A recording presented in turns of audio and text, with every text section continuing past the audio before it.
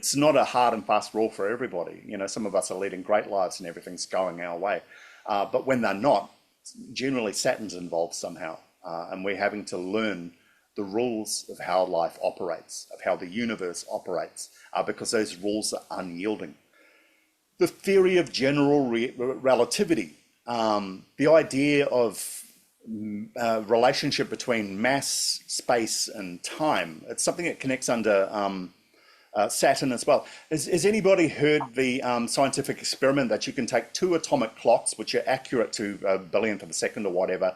10 is the card of completion. 10 usually is the number of completion, that is. Fire is action.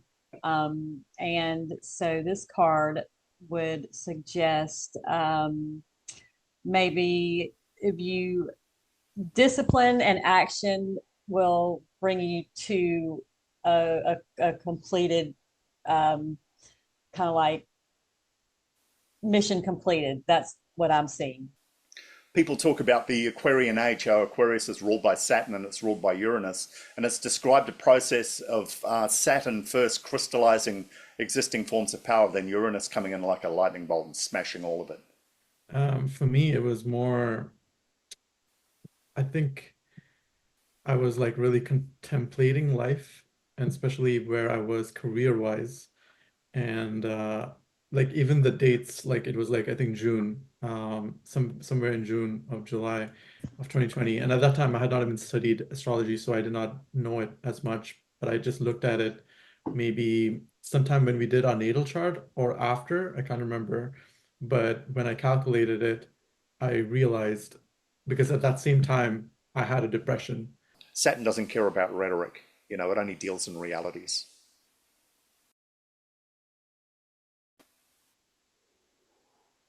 Hello, everybody, and welcome to another Modern Astrology Planets work group for 2024. Today we are working with Saturn, one of the two great malefics of astrology, so it's going to be an interesting session. And thank you for everybody for turning up today. Just a quick sound off. My name's Damien. I'm an Aquarius Sun, a Leo Moon, and a Taurus Ascendant. Hi, I'm Michaelin. I'm an Aquarius Sun, a Libra Ascendant, and Libra Moon. Hi, I'm Sandra. I'm a Leo Sun, Moon, and Gemini Rising. Hi, I'm Antoinette. I'm a Pisces Sun, Cancer Moon, and Scorpio Rising. Hi, I'm Rosie. I'm new. I'm the Chihuahua that you all were teasing about earlier. I am an Aries Sun, a Sagittarius Moon, and a Virgo Rising. Lovely. Hi, my name is Rowan. I'm a Leo Sun, a Taurus Moon, and Aquarius Ascendant. Is that everybody? I think we've got everybody. Oh, oops. Sorry, I forgot to introduce myself. No. So I'm Kristen, and I am a Virgo Sun, Pisces Moon, and a Virgo Ascendant. Lovely. Thank you. Cool. And then we've got Gianna. Oh, we do have Gianna. I was wondering about. Yes. Hi, Gianna. I'm a Gemini Sun, Cancer Moon, and Virgo Rising. Lovely. Thank you, Gianna. Cool. Okay. Today's so as mentioned, we're going to be looking at Saturn today, which is going to be an interesting session, I think. Just looking at what's coming up, we're going to look at the mythology of Saturn, like we always do. We're going to look at it. We're going to look at Saturn through the eyes of the Greek pantheon and through the Roman pantheon. What the similarities are, what the differences are, and that will give us a more complete interpretation of the way that astrology has adapted the deity, and that'll sort of cover that. We're going to look at Saturn in the modern world context as well, how we experience the energy of the planet Saturn through the modern world that we live in. We'll look at Saturn in the context of tarot, which tarot cards. There's actually a lot. When you look at the influence of Saturn, I think all up, Michael and I were talking about it, we tallied up around nine cards that at least to some greater or lesser degree are strongly influenced by the energy of Saturn. But we're going to zero in on the four that are most explicitly either connected to the planet itself or to Capricorn. So they're the ones we'll look at today. We're going to look at the ways that Saturn can interpret in a sign, how it will behave, some tips on how we can work more effectively with Saturn. We'll do the same in a house context as well. Look at Saturn in relation to houses, how that energy can influence a house, how a house can influence Saturn, and how we can build a better picture of how to interpret that. We'll look at aspects, Saturn and aspects. We'll look at Saturn and easy aspects and hard aspects. We're going to just take a brief overview on the Saturn return as well. You know, if anything, there's probably going to be more discussion, I think, more than anything. I don't know about you guys, but I think most people have their own war stories of their Saturn returns. So we're going to have a look at what Saturn return may mean for you and what it could mean for a client as well. And then we'll wrap up like we always do. We'll look at different ways of manifesting Saturn energy in your life as well, which in a way feels like asking for trouble that you don't necessarily need. But you know what I mean? If you're struggling with Saturn, if you've got a troubled relationship with Saturn, then building a healthier relationship with Saturn as well can't hurt. So we'll cover all of those bases today. Okay, so looking at Saturn as a deity, there's a lot of crossover between the Greek and the Roman. I think the origins are pretty much the same. The primevals of Greek and Roman pantheon were Uranus and Gaia. Uranus was the god of the sky. Gaia was the goddess of the earth. And through them, they beget the Titans. They were the parents of the Titans. Now, youngest of the Titans was Saturn, and he overthrew his father Uranus, who was a bit of a tyrant. He was controlling, he was manipulative, he was a bully. So he overthrew him, and that created the age of the Titans, who ruled for, you know, ad infinitum, up to the point that the children of Saturn were born. And these children were Neptune, Pluto, Hera was one of his children as well, Ceres and Vesta, and of course Jupiter or Zeus. They were all his children. Now, Saturn heard a prophecy that his children would depose him and take his power. So, like any good father, he ate his children alive. And there's some incredible paintings, Renaissance paintings of this. Has anybody seen that painting by Francesco Goya of Saturn devouring his sons? It's a grotesque painting. He's standing there, he's holding the half-consumed remains of one of his children, and while he's eating, in his eyes, there's a madness in his eyes, and it captures that moment right as he was devouring them. Now, his mother, Zeus's mother, had heard the prophecy as well, had seen what he had done, and so she hid away one child. She managed to save Jupiter. She managed to hide him away from his father, and eventually Jupiter deposed him. The Greek version of how he deposed him was quite graphic, while the Roman version, and what she had done is she had wrapped a swaddling cloth with around a rock, and Saturn in his madness had confused us with Jupiter, swallowed it, and as the rock moved through his digestive system, it dislodged all of the other children. They came out. He was exiled and sent down to Earth, and the rule of the Olympian gods began. So he is the father of the central Olympian gods in the Greek and the Roman pantheon. In the Roman pantheon, he was sent down to Latium, which became Rome, became Italy. And he became the god of the harvest, he became the god of agriculture, and he became the god of time. And this is where it becomes interesting, because his rule, while he was in Latium, was called the Golden Age. Under his rule, nobody had to farm. All the crops, everything, all the plants spontaneously flowered. Everything the earth had to offer was offered to all men under the rulership of Saturn. And all people lived well. So until his time passed, the Golden Age ended, and then the Age of the Gods began, people were very, very happy under the rule of Saturn.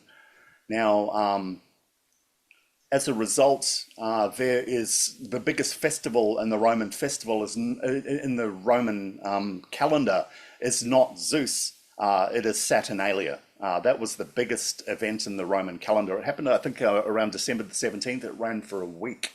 One of the interesting things about Saturnalia was there was a real emphasis on equality more than anything. Slaves were not considered slaves for a week. They could speak and act as equals. Everybody shared the bounty of the earth, everything like that. Everybody got on fine. So Saturnalia was the biggest festival in the Roman calendar. The federal vault, where all the combined wealth of the Roman Empire was held in the temple of Saturn. This is his connection to commerce, to money, all of that sort of stuff. So just by looking at the Roman interpretation of Saturn, we already start to see a strong picture of the positives of Capricorn. We see, you know what I mean? We see agriculture and harvest. We see people investing energy into creating better futures. We see a positive use of time. We see commerce, we see money, we see all of these foundations for an empire, and they're all built under this one god. The Greek interpretation of Saturn, however, or Kronos, or Cronus, as he was called, was a much different interpretation. And you remember we looked at this with Jupiter last time as well. The Greek interpretation tends to be a lot more aggressive. Their gods tend to be a lot more oppressive and a lot wilder in a lot of ways. Let's take a look at this. So Cronus in the Greek pantheon. As we know, Saturn is attributed with time. In the Greek pantheon, under Cronus, time is destructive. So the passing of time is pretty much the one-way trip to death. It's the destruction of all things. Time consumes and devours everything that it touches. So this was the Greek understanding and interpretation of time. It was a great destroyer, a great leveler. And this was expressed under the rulership of Cronus, the Greek god. There is, I think there is in astrology a symbol for Cronus, but we don't really look at him as a separate deity. He's really bundled up all into Saturn. And the more you look at his qualities too, the more we start to see those malefic qualities that we attribute to Saturn anyway. So we've taken all of those values and we've added them to our overall picture of Saturn. Fear and control was attributed to Cronus. Now, when he found out that his sons were going to depose him, that's when he became an absolute tyrant. He became paranoid, he became brutal and cruel. And those were the qualities that a lot of us associate with the negatives of Saturn. A brutality, a cruelty, a callousness, and a coldness. And they were all this is how Cronus expressed himself during this time when he found out about this prophecy in his sons and his lead up to his devouring of his children as well. It was a paranoid act. So the painting by Francesco Goya, Saturn devouring his sons, is probably more Cronus devouring his sons. You can see that madness, that paranoia, and that terror, and that absolute abandon in his eyes. It's an incredible piece of work. It's very confrontational. Pessimism and caution, those qualities that we see in the negatives of Saturn too, they're attributed to Cronus. So he had an inherent pessimism, even though there was a prophecy and he was trying to stop it, he knew that he was powerless to, and then it would eventually consume him. And he was also extremely cautious and mistrusting as a result too. So we see that bundled up into Saturn. And power is expressed through oppression. Power is expressed as an oppressive tool, a controlling tool, and a limiting tool. So that's how we saw the energy of Cronus expressed. And these are all energies that we see and accept as being part of Saturn, when we interpret Saturn in the chart there. These are the malefic qualities. Now, in the Roman pantheon, time is constructive. So to them, time was one of the great levelers as well. Time, patience, and discipline, those three, you could build anything, absolutely anything. I think even Da Vinci said that all obstacles yield to effort, prolonged effort. And that's time as a constructive energy. So the Romans saw, as long as you had time, you could achieve anything. That's the way that they saw things. Also, as an empire, and in an empire that endured, they accepted that the construction process was something greater than a lifetime. And that was perhaps something that the Greeks hadn't taken on board, not to the same degree. They were an empire that was constantly building upon itself and assimilating and expanding and growing. Discipline and karma, these are qualities that are expressed under Saturn, the Roman god as well. So the discipline to build and to focus and to continue towards a goal that's outside your reach. You know, these are things that are attributed to Saturn. And obviously karma as well, how you conduct yourself, your character, all of these things are all elements in that journey of construction and building. Stoicism and structure. Stoicism. So under the philosophy of Stoicism, the obstacle is the way. That's the way we go. We choose the hardest path. And that's definitely a Saturnian outlook. Anything that involves a hierarchical structure, we see that and we attribute that to Saturn as well, more than any other planet in the zodiac. And finally, reward through restraint. So through restraint, through discipline, through the application, the consistent and focused application of energy and effort, we're able to achieve anything, and that's how we achieve our rewards. He's the god of endorphins. So, you know, the longer we work on something, the longer we focus, the sweeter the payoff, the bigger the payoff from working with Saturnian energy. So you can see, like we did with Jupiter last time, the Greek interpretation tends to capture a lot of the negatives of a deity. Their gods were infinitely more aggressive, more oppressive, more spontaneous and destructive, I guess, while the Roman interpretation was an evolution on that, maybe in some ways cherry picking some of those finer qualities and looking for upsides, for silver linings in all of them, but they were able to apply all of these to their empire. And the energy of Saturn was an incredibly powerful contributing factor to their longevity as an empire. They're one of the longest lasting empires in history. And Saturn, and this was the interesting thing, even though Saturn was in some ways a disgraced god, a god that had been exiled from Olympus and sent down to Earth and had spent his time there, he was worshipped by men and he was respected and loved and adored by men. He had an incredibly positive impact on the Roman Empire, probably in many ways at least as strong as Jupiter. And even then, I think the second biggest festival after Saturnalia was the Festival of Mars, because war was such an integral part of the Roman belief system.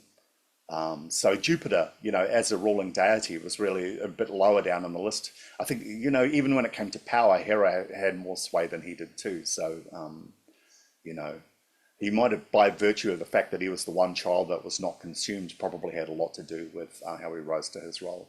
Does anybody have any thoughts, any questions, anything they want to add to that, anything they want to say about that? Anybody got any input on that they want to add?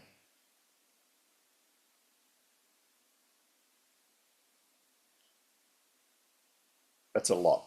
I know that's a big info dump there. But like I said, I think it's interesting when you take those two into account, you get a more complete picture of Saturn. You know, you start to see the ambiguity of the way that we interpret him in astrology. But you also see too, he's not just a malefic. He's not just some bastard out there to make your life harder. There's definitely positive applications as well. Yeah. So that means I've been giving Saturn a bum rap this entire time. You could have been. You could have been. I blame everything on Saturn. Tough love you were getting there, Kristen. Yeah, I blame everything on Saturn right now. Okay, he's a convenient target for that, but you know that just builds you up karma anyway. So it's a difficult one to duck. Yeah. It's interesting too, I think, for a lot of, especially for people doing astrology the way that we're doing it, I might be generalizing a bit, but I notice, and I've said this before, there tend to be younger astrologers, when I say young too, I think in a lot of different ways, they focus on just love and the astrology of self-gratification, of how to get stuff and how to make life easier and things like that. But then I think the type of astrology that most of us are doing is we're trying to understand the mechanics of what's influencing our lives. You know, there's things that we can control in our lives and there's things that we can't control in our lives. And those can't controls tend to have a lot of sway. You know, for many of us, we've had powerful experiences that have put us on a path of looking for bigger answers and trying to find out more. Do you know what? At the end of the day, the planet that's probably put you on that path more than anybody is Saturn. And when you have a look at your chart, you're probably going to find Saturn aspected in a certain way where he's put a spigot on all the positive things that happen in your life, and he's just letting through drips at a time, or he's just denying you. Saturn delays but never denies, as they say. But that whole delay process too, for many of us, we may feel like we're living in a holding pattern. And we're trying to find bigger answers to move us forward because we've been bashing against the same brick wall for God knows how long. And that's probably the influence of Saturn in the chart too. I would say anybody who's, and this is maybe a generalization on my part, but I think anybody who's studying astrology on a much more causality level, trying to find bigger answers to help them understand the struggle of their own lives, is probably driven by quite a powerful Saturn on their chart. And karmic experiences that keep expressing again and again and again. Anybody care to comment on that? Would you feel that's something that's appropriate? Has anyone got a tough Saturn that's been kicking the hell out of their chart? I've got a tough Saturn. I think we we discovered that. That's right. But what actually I wanted to say was, I was reading something about the Pluto transits the other day about them bringing up the shadow aspect of the sign that they were moving through. And that fits in so beautifully with this because the shadow aspect of Capricorn there being the cronus. And what we've experienced through this Pluto transit in Capricorn, the power through oppression and the fear and control and all of those things just fit so perfectly into that space. Yeah, That's true. completely agree. Saturn's the gateway, the gatekeeper between the personal planets and the transpersonal planets, the outward ones there. And in many ways, that's how it manifests on the chart. How we experience it is personal, but quite often how it's affecting us is external. It's through authority. It's through power we can't control. It's through experiences that we haven't necessarily created for ourselves, but they enforce conditions on us that control our behavior and limit the speed that we can travel through life. I know that's definitely the case for me on my chart. And anybody who is aware, consciously aware in their own lives of karma, of action and reaction, of repercussions, and of consequences, is working under Saturn. Is working in enemy-controlled territory where Saturn's imposing rules that they have to work around, whether they like it or not. And that's the way that it works. You have to work the way that Saturn expects you to work. You've only got enough energy to fight for so long. Saturn will outlast you every time. You know what I mean? Yeah. Question for you. Are you talking about aspects in our natal chart or in our transit chart as far as if Saturn is being a bully? Saturn on the natal chart, we're talking purely from a natal perspective today.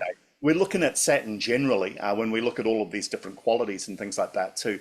But in this specific instance, I'm talking about Saturn on the natal chart.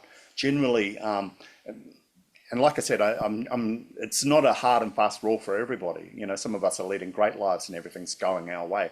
But when they're not, generally Saturn's involved somehow. And we're having to learn the rules of how life operates, of how the universe operates, because those rules are unyielding. And they have to be understood in order for us to progress. And more often than not, that is the way that Saturn works astrologically. As a younger soul, that's terrible. That's an oppressive power. It's tyranny. But as we get older, we learn to respect it, I think. Especially when you can't beat it anyway. You have to learn to start living. So you start to respect it. You start to respect its authority, as they say on South Park. So, yeah, that's what we're talking about, Kristen. Okay. I just wanted to clarify. Yep. And hello, Sydney. Could I ask? Hey. Sorry, Yeah, go for it. I've got that opposing Saturn to my sun. So yeah, Okay. Aquarius. Yeah, good times. That's interesting. Let's sound off. I've got a bucket chart with Saturn in the 12th house, and that's the handle of the bucket. Everything's going through there. Sydney's is opposite his sun. Sandra, if I remember, yours is conjunct your sun. Your Saturn. Conjunct my sun and moon.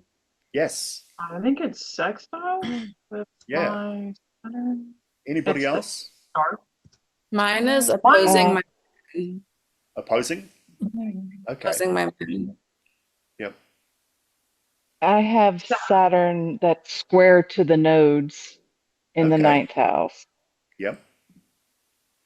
You know, we were probably the Breakfast Club in a past lifetime. We were all on detention. That is a good movie, man. It's a great movie, you know, but that was probably us. We were all probably naughty in a past lifetime. And we've I been, gotta get in you on remember this that club. teacher? Yeah, the supervisor. That's probably Saturn. Yeah. I don't That's have any awesome. aspects. I've got a Q. Is that I don't know what that is. Could be a quincunx. You're having to work around it, move around it. Maybe. Yeah. Yeah, that's to Mercury, but otherwise it's sextile, I think trine, and then some green ones. I don't know what the green ones mean. I ain't that knowledgeable yet by far. Well, that can just But mean more Saturn than you would probably like. But it's not a square and it's not conjunction and it's not opposing. Sure. So I don't know. But it's important, obviously. But it's in my third house of Scorpio, man. Like, Yeah. not standing a chance. Ugh.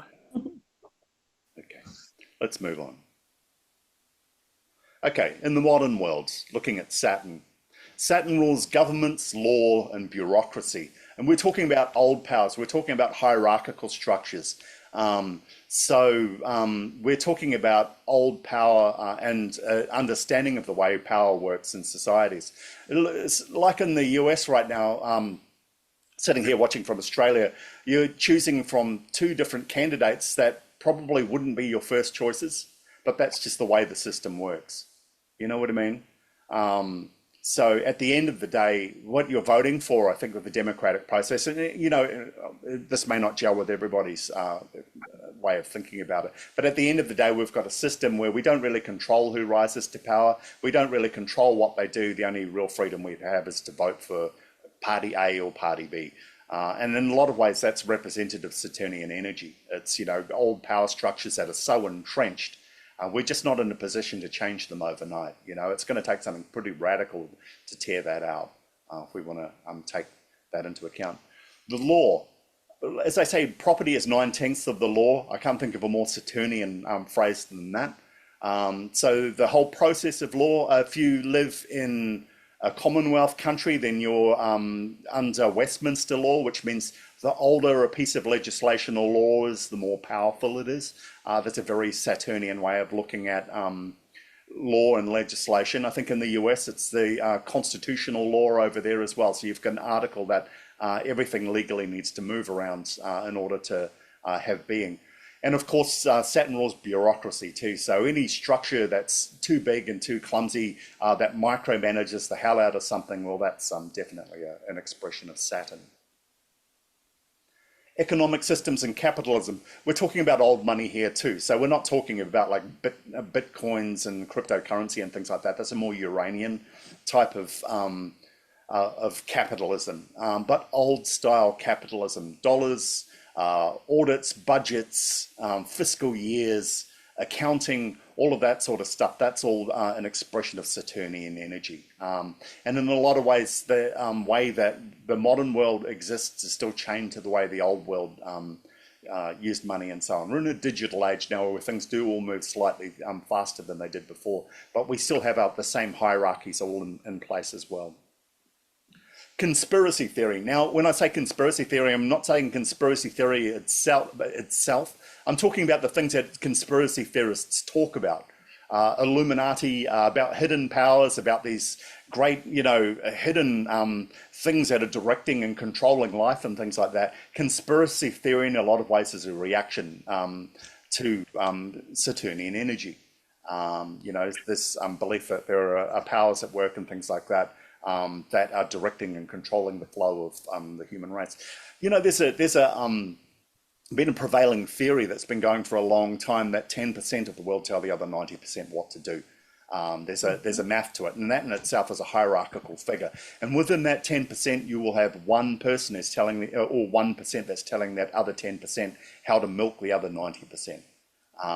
And that in itself is a completely Saturnian equation as well. Has anybody seen that when you're in a group of people doing an exercise, like a team building exercise, you'll have this small percentage of people who will fly up straight away and take control of everybody else. And then they'll have a little power struggle within their group, and then one power will emerge and things like that. Yes. Yes, yeah, that's definitely something that's connected to human nature as well.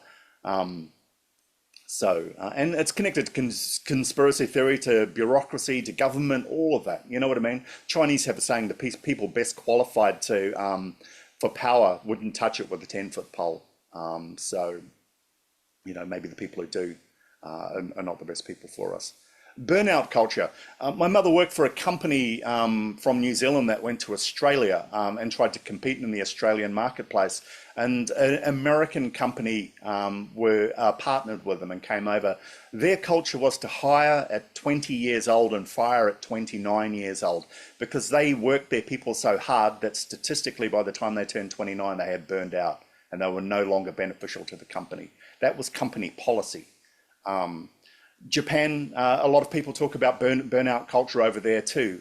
You know, people who are working easily till 11 o'clock at night, midnight, things like that, doing all-nighters, sleeping under their desks, you know, when projects are due, and things like that, all under the yoke of one particularly nasty boss generally. That's burnout culture, and that's something that's very, very Saturnian. The theory of general relativity. The idea of relationship between mass, space, and time. It's something that connects under Saturn as well. Has anybody heard the scientific experiment that you can take two atomic clocks, which are accurate to a billionth of a second or whatever, synchronize them to each other, put one at the bottom of a very tall skyscraper, take the other one, put it at the very, very top of that skyscraper, give it its sufficient amount of time, then take the one from the top and put it down the bottom, and they will no longer be synchronized. That the further you get away from gravity, the behavior and time itself changes. That's connected to the theory of general relativity. Time is controlled by mass, controlled by space. So when you have a large object like a planet like Jupiter or something like that, time in the gravity well of Jupiter is slower than it is in a smaller planet like Mercury. Clocks, objects, everything operating within that space will move at a different pace, and they'll desynchronize from each other. And that's connected to the theory of general relativity. I may not have explained it 100% accurately, but the results are correct. They say in the event horizon of a black hole, if you're on either side of that line, you would start to experience time radically differently based on the force of gravity and things like that. So gravity itself is connected to Saturn and the physics of it. Oligarchies and regimes. Regimes and forms of power that rise up, that have small groups controlling everybody, and they're controlling them through brutality, through tyranny and things like that. You remember Ceausescu back in Romania. What a madman he was. I think that was back in the 80s before the people deposed him and hung him outside his palace. That was definitely Saturnian, a Saturnian regime. So that's something that's ruled by Saturn as well. Anxiety and phobias, those fear qualities of Cronus, they're directly connected to Saturn too. And depression to a degree. What do they say? If you've got an unhealthy focus on the past, then it's depression. And if you've got an unhealthy focus on the future, it's anxiety. And we were talking about how forces outside your control that exert control over our lives, that's a Saturnian thing. And anxiety and fear is a response to that. You know, we feel ourselves losing control of our own lives and who we are, you know, and all those fundamental things too. So they're all expressions of Saturn. Does anybody have any thoughts or anything they want to add on that? Or anything they want to say, any new ones they can think of too? There's so many ways Saturn expresses in the modern world.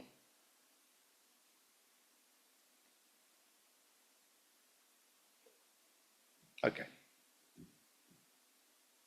And shadow work. Shadow work is something that's connected to Saturn too. And Saturn and Pluto, but actually doing the work, pulling up shadow stuff is probably a Plutonian expression, but doing the work with it and doing it diligently and with discipline and with focus, that's the Saturnian endeavor as well. So that's something that's attributed to Saturn. Okay. So looking at the tarot, 4 cards that we've got that are connected to Saturn, we've got the Four of Earth, the Four of Pentacles, and that's the Sun in Capricorn. Does anybody have any thoughts on that, or is able to give us an interpretation of that card?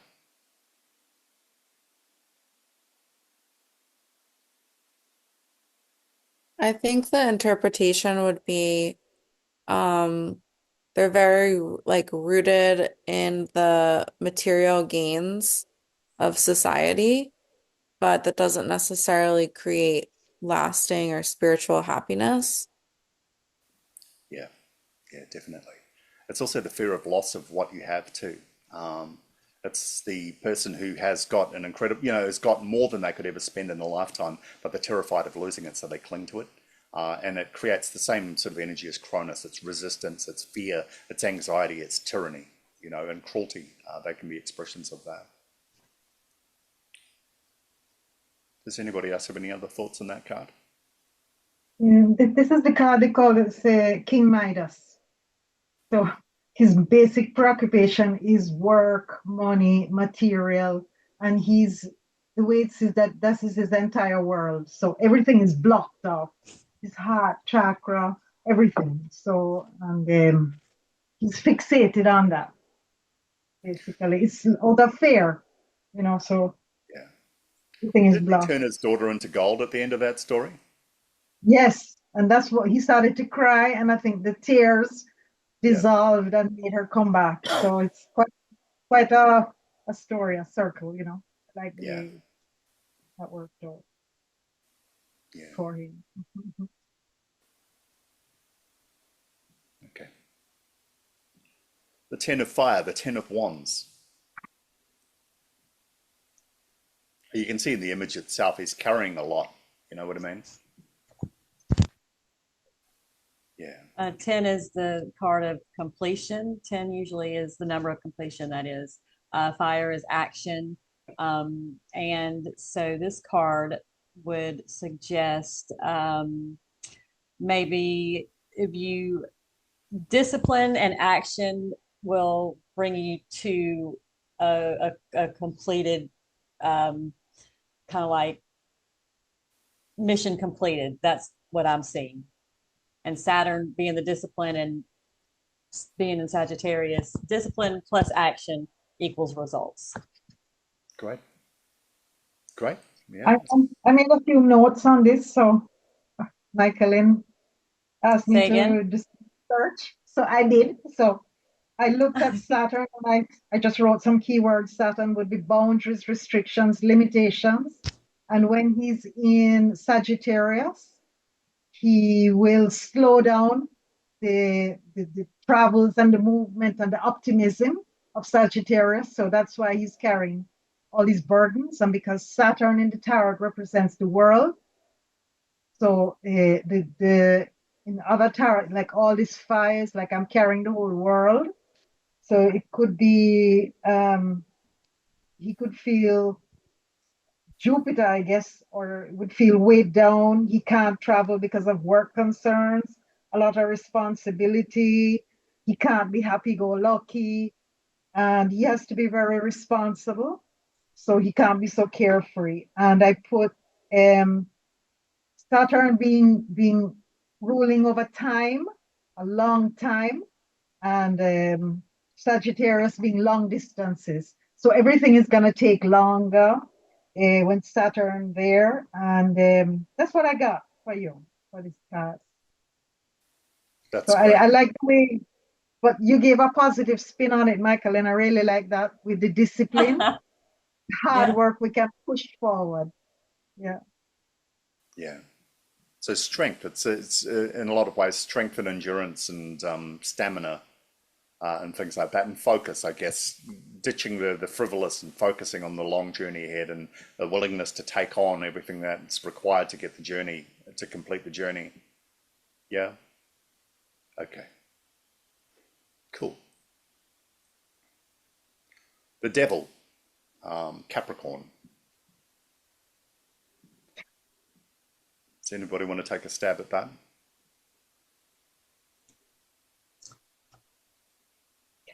So Top the devil, go ahead, Antoinette. No, I just look at top-down hierarchy. all the things here that we already spoke about, like being chained to a political system or being under the yoke of authority. Being trapped by material concerns or social norms. Yep. Is something that I got. But restrictions and boundaries with this one as well, is what I relate. Yeah, yeah. No, that sounds like an accurate interpretation. And the last one, you mentioned this before as well, Antoinette, the world. So that's Saturn. It's the last card in the major arcana, and all roads lead to Saturn, Yeah. which is kind of Saturn, bleak. no, but at least it's a nice card. Yeah, Saturn is the end of the limits of our physical world. So I guess it makes sense that there is a boundary in this yeah. card. Well, we just talked about it too. It's the gateway between the personal and the transpersonal planets as well.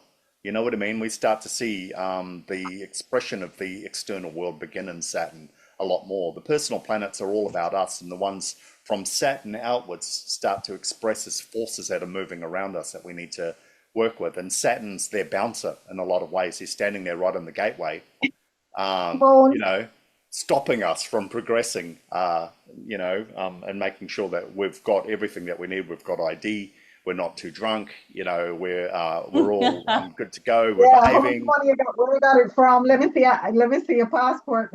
Yeah, that's right. You know, security at the gate, you know, at the airport, all of that sort of thing. And that's definitely the role of Saturn, you know. But like you're saying, it's a gateway between the physical world and physical matters in the universe, you know, where everything returns to energy.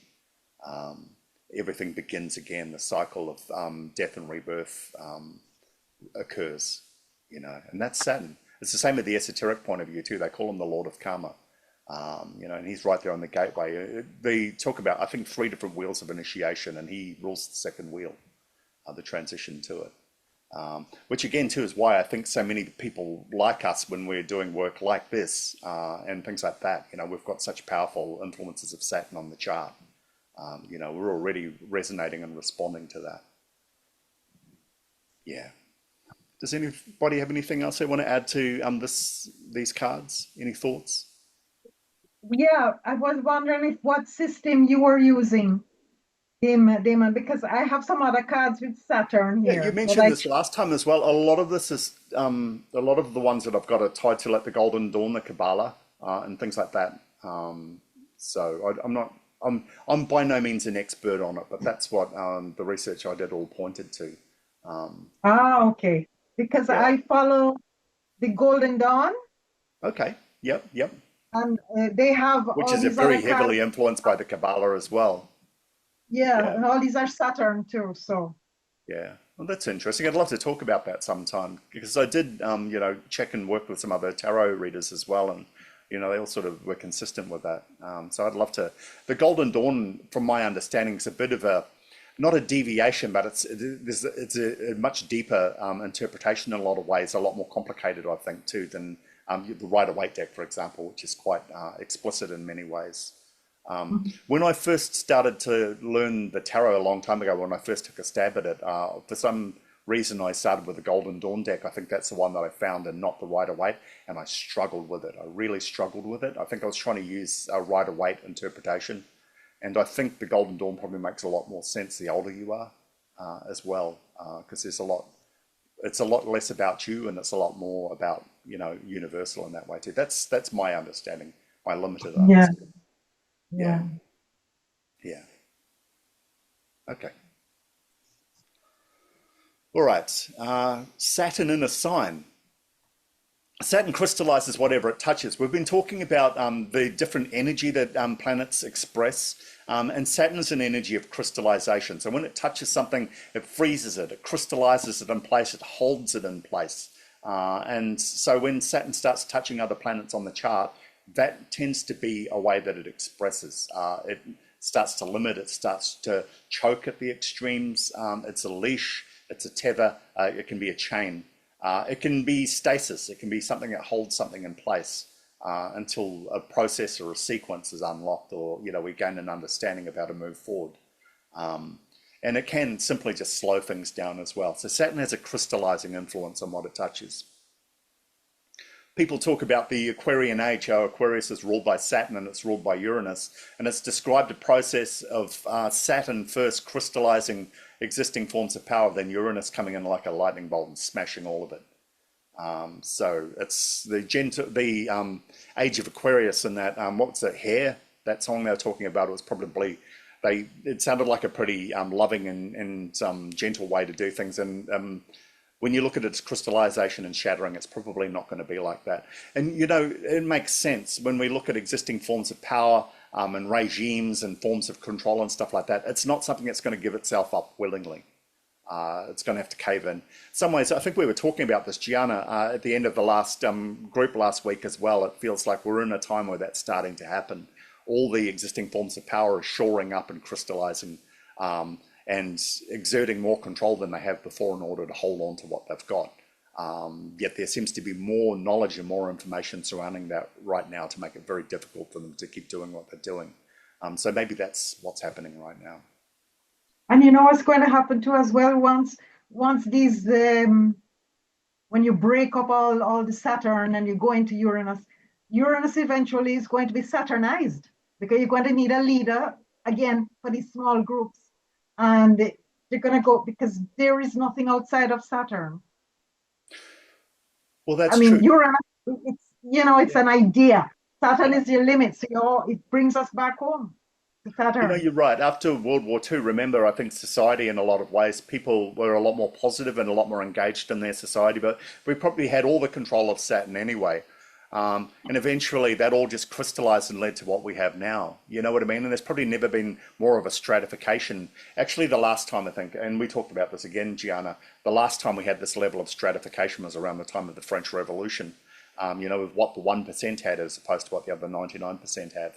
And you're right in that way. It's like they say, if you took all the money in the world and you evenly distributed it to everybody, give it 5 years, 10 years, it'll all be back in the same hands that it is now, human nature being what it is. And I think it comes down to that equation, that 90%, that 10%. The 90% of the world are quite happy to live the way that they live, but it's that 10% that's focused on power and control and creating rules and things like that. And maybe the other 90% are just too easygoing. They'll go with it.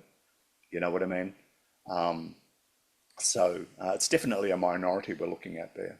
So, yeah, but I agree to some greater or lesser degree. I think the journey of how we get to where we are now is probably more important than where we are right now. It tells us a lot about ourselves, and that's the way Saturn works. It is a journey. And it's a journey of realization and understanding of growth. I believe firmly that in our lives, especially when you look at your chart as you get older, we only ever have the same problems. It's like a spiral. We just keep experiencing those problems on a higher and more enlightened scale as we go through the same processes again and again and again. And I think that's probably a microcosmic look at the way society works, the way the world works, the way humanity works. We only ever have the same problems. They just come back again and again. We experience them at a higher level, until eventually, I guess, we hit that 12th house and everything just reboots, collapses, and we start again, So I agree with your insight there, Mike. Antoinette. Saturn rules, sorry, I skipped one there. Saturn rules where we need to grow up. So when you see Saturn on your chart, that can be literally, that can be figuratively, that can be subjective, that can be objective. For some people, Saturn may represent where we had a peak experience in our life, something that was so overwhelming when it hit us that it polarizes us and freezes us at that emotional age, which is a response to trauma, as a lot of psychologists say. Something happens to you when you're 12 years old, there's a part of you that will always be 12 years old until that trauma's worked with and released. And that can be an expression of where we need to grow up. But also, too, it can be as simple as responsibility. If Saturn's in your 4th house, then maybe you need to take more responsibility for your family. Or, it's not necessarily just that you grew up in a family where you had a tyrant running the show or who was controlling. It may mean that you need to step up as well. So Saturn shows where we need to grow up. It also shows where delays and holding patterns are most likely to happen as well, too. If you've got a Venus that's in a pattern with your Saturn, then maybe love is dependent on you growing up. You need to grow up in order to have a healthy, loving relationship. If it's connected to your Jupiter, then maybe you need to learn how the game works before you can expect to start making money or start getting rewards. There, okay, we've got a repeat offender here, putting her hand up again and again. I got Saturn square Jupiter, Saturn and Jupiter square Venus. Okay, yep, that sounds right. That sounds right. So, yeah. So, and Saturn, it's a funny thing. You put Saturn and Jupiter together. We talked about this in the last one. You get the great conjunction, and incredible things can happen. But those two, like the chariot and the tarot, those two need to be moving in the same direction and the same speed at the same time in order for us to get those rewards. Otherwise, it's chaos. It all comes apart. The wheels fall off. You know what I mean? Yes. Yeah. So Saturn, Saturn is one of those two polarities, and it's telling us to get real and be objective and clear and realistic about what we're doing every step of the way, So it rules delays and holding patterns. And for many of us, that's probably how Saturn's expressed in our lives. We feel like we're perpetually in the lobby, in the waiting room, while we're waiting for bigger things to happen, and we're trying to understand how to fill that form out, that 60-page form that Saturn gave you in your chair, how to fill that out correctly before you're allowed to move into the next room. That's Saturn. That's bureaucracy, spiritual bureaucracy at its finest. That's what a great way to say it. Limits and boundaries. So that's another expression of that as well. Sorry, was somebody saying something? Okay. Limits and boundaries. So we're saying the same thing when we talk about that too, but that's an externalization of that too. We experience delays personally. Limitations and boundaries are out there. Quite often, more often than not, they're the obstacles we hit as we're moving through life. And suddenly everything slows down. So again too, like I said, it's a gateway between the personal and the transpersonal. These obstacles are out there, but it's Saturn who's standing at the door, is controlling before we can get through them. Saturn rules the long game. So wherever Saturn is in your chart, chances are you're not going to get rewards from it until you start diligently doing the work, which is bad news for the ADHD people out there or the ADD people, because it's slow burning, long sustained effort in the belief that it will all pay off. I was watching an interview with George R.R. Martin and Stephen King talking.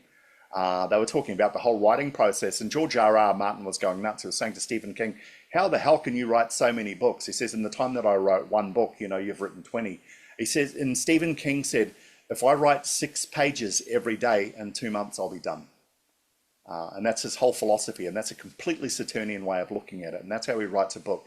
Even if they're not 6 good pages, he can always come back and edit them later. But he sits down and he disciplines himself and he writes 6 pages every day.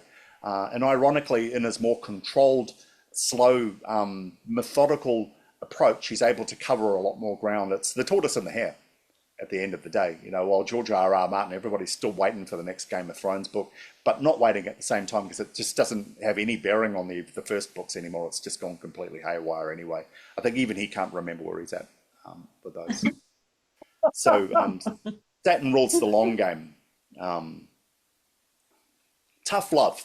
Where Saturn is on your chart, that's where tough love's going to be. And tough love, they're just words that we use for when life's kicking the crap out of us and we know there's nothing we can do about it.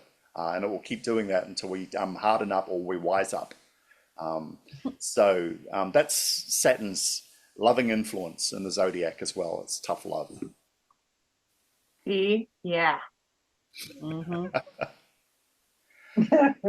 Saturn is where we develop technique and mastery. You know what? Bruce Lee had this saying that don't fear a man who's done 10,000 kicks one time, fear the man who's done one kick 10,000 times.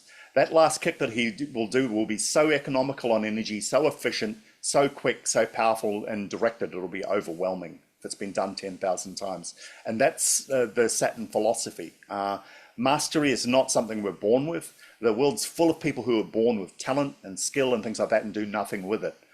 Saturn is all about technique, and technique is something that's built from recognition, from repetition, from doing it again and again and again until we perfect it.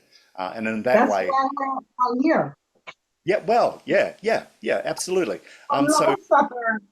yes, yeah, we're all children of Saturn. And Saturn is all about technique and mastery. And if we take a step back and we look at Saturn in the context of esoteric astrology or multiple lifetimes and things like that, Saturn in that regard is an enduring factor, something that will persist from this life into the next one, that will act as a gateway. And again, too, he's the bouncer standing between both, who's teaching us the skills, getting rid of all the useless shit that we don't need in order that we can live a more fulfilled and more complete and more enlightened life in the next one. And represents bones as well, which is something Yes. that is going to last way longer than the flesh. That's right. That's right. So in a lot of ways, Saturn's probably got a deeper connection to the soul than a lot of the other planets, especially the personal ones. The personal ones are here and now. There's the Yes. persistence of Saturn as something that endures. Legacies that endure. Saturn rules legacies that endure. So things that are built under the mentorship of Saturn tend to last. Like we said with the, how the Greeks and the Romans interpreted Saturn, their interpretations are so different. But the Romans looked at Saturn in the mindset of an empire built to endure, a greater time span than a single lifetime. How long were the Romans in? There was a good, what was it, a good 1,000 years that they were around as an empire, in all their different stages, from Alba Longa right through to Constantinople. It was a long time, and they achieved that all the way by using the gifts of Saturn through laws, through policies, through politics, through an empire building mindset, to build something that lasted longer than a lifetime.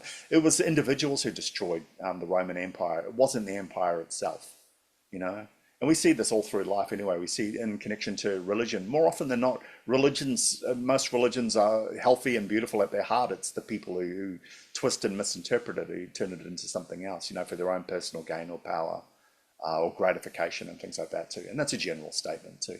But, we see that happening again, time and time again. Does anybody have any comments or any thoughts on what we've covered, looking at Saturn in a sign? Can I ask about a specific house for this sign? Because I guess I'm trying to apply it and I'm drawing a blank. Yeah, if it's a specific question. Yeah, so Saturn, when it's in the sign of the third house, I'm baffled at how these kind of play out. Or does that come later? And I'll wait to ask. If it's Saturn, it's something that's always going to come later. Just as probably a quick interpretation, if somebody generically threw this to me and I saw it on a chart, it means you could learn to discipline what you say and how you communicate with other people. And if you don't, there will be repercussions. So that's looking at it from as a malefic on the chart. You need to be disciplined in the way that you and cautious and careful and respectful in the way that you communicate with other people. Okay, cool. Thank you. Awesome. Cool. Saturn in a house. So this is where challenges will manifest. I don't think that's much of a news flash. I think we already know that anyway. But more often than not, this is where probably the boss battle of your life will happen. It'll be in this particular house. So if it's in the fourth house, it probably happened early in your life. You've probably already had your boss all sorted out there and you're fighting as you grew up, or you caved in under the pressure, or you became a crony and worked with that boss. But later on in life, what happens in the early part of your life will influence what will happen in the later part of your life. When you have your own family, you may not even decide to have a family, and that may be the legacy of Saturn. But you may have your own family, and you may have to struggle with ideas of tyranny and things like that. You may find yourself becoming the tyrant that you grew up with, and you'd never expected that to happen. Who's had that experience where you've got kids of your own, you're starting to talk to them, you're starting to do things, and you realize to your own horror that's what your parents did when you grew up, and you hated it so much? Has anyone had that experience? Of course. Yeah. How Saturnian is that? you know. Yes, I hear my father all the time Yeah, when I tell my kids, I tell them for every action there's a reaction, and for everything you do there's a consequence, whether it's a good or bad consequence. And that is Saturn and my dad talking. yeah, yeah, absolutely. It's a self-fulfilling prophecy. It's very, very difficult to escape, you know. Yes, it is. You start to realize, gee, I was a real little shit when I was a kid too. I start to realize that too. Oh, it's terrible. You know, and you're sitting there with a straight face telling your child, don't do that, you know, and you're realizing you spent probably the first half of your life doing that, you know. So True. Hmm. there's a dreadful irony and inevitability about that. And that's Saturn, you know, that's Saturn's sense of humor. So where challenges will manifest in your life. Look for Saturn in the house, and that's where that's going to play out. Also, yeah, we'll keep going through there. We'll cover most of the points. Where fear may arise as well. Saturn rules fear. And those fears can take all sorts of forms. It can be from the fear of losing control, so we become crueler. It can be the fear that we're not good enough, so we become reluctant or afraid, you know, to choose or to move forward or to try, you know. So a lot of our fear can be found on the chart by looking at Saturn, what it's connected to, the house that it rules, looking at the 10th house as well, that it natively rules to. You know, that's a way of looking at the way Saturn can influence, and that's fear. So analyze Saturn's role. We're just talking about it. So it's important to understand. I think too, for all of us, we're all at a stage in our lives, we've got a clearer picture of what Saturn's mission is, you know, what it's come into our lives to do, and the work that it's given us to work with in this lifetime. So I think the sooner you're able to latch onto that and understand that, the smoother things go. You start to learn the way that, you know, things work in the prison yard. And you know what the emotions are during the day and things like that, and you start to cooperate, which seems to be what Saturn requires from you. Synthesize the information. So, you know, and when I say that, I'm saying look at Saturn, look at the role, look at the house that it's in and how that's expressing. We looked at it in a sign before. Understand that it's a crystallization process, that it's going to slow things down. It's going to be a choke effect on whatever it's touching. Look at other aspects that are running off that, and that'll give you a picture of where the throttle may be in particular parts of your life, maybe, but it may also be where the challenges where you need to grow, where you need to grow up. And all of that sort of stuff. And there's a story wherever Saturn is on the chart. There's a hero story in many ways. Like I said, Saturn in some ways, in many ways, represents the boss battle of your life. You know, just understanding the nature of that boss and learning strategies to work with it are important, because you can't beat Saturn just by turning up. You know what I mean? You need to come prepared. And generally, every 28 to 29.5, you'll get a shot at your boss battle, which is your Saturn return. So in all your other time before that really is preparation. Generally, the first time around, we get our asses kicked. Look at the dignity of this and the sign and the house modality as well. Saturn loves being in Capricorn. It loves being in Cancer too, but Cancer doesn't love Saturn being there. So you get a lot of friction happening when Saturn is in Cancer. It's exalted in Libra, and that probably brings out the balance and the harmonious aspects, the Roman aspects of Saturn, but it's in its fall in Aries, which does not like to be restrained, does not like to be controlled, and certainly does not like to be slowed down. So look at where Saturn is now on your chart. If it's in one of those four, then that's going to have a significant impact on it. Look at the sign that it's in, and then that's going to have a significant impact on it too, if the dignity is on that list. Look at the house that it rules normally, natally, the 10th house. Look at the ruler of the sign of the house that Saturn's in, all of those, and get a bigger picture on what's going on with all that stuff.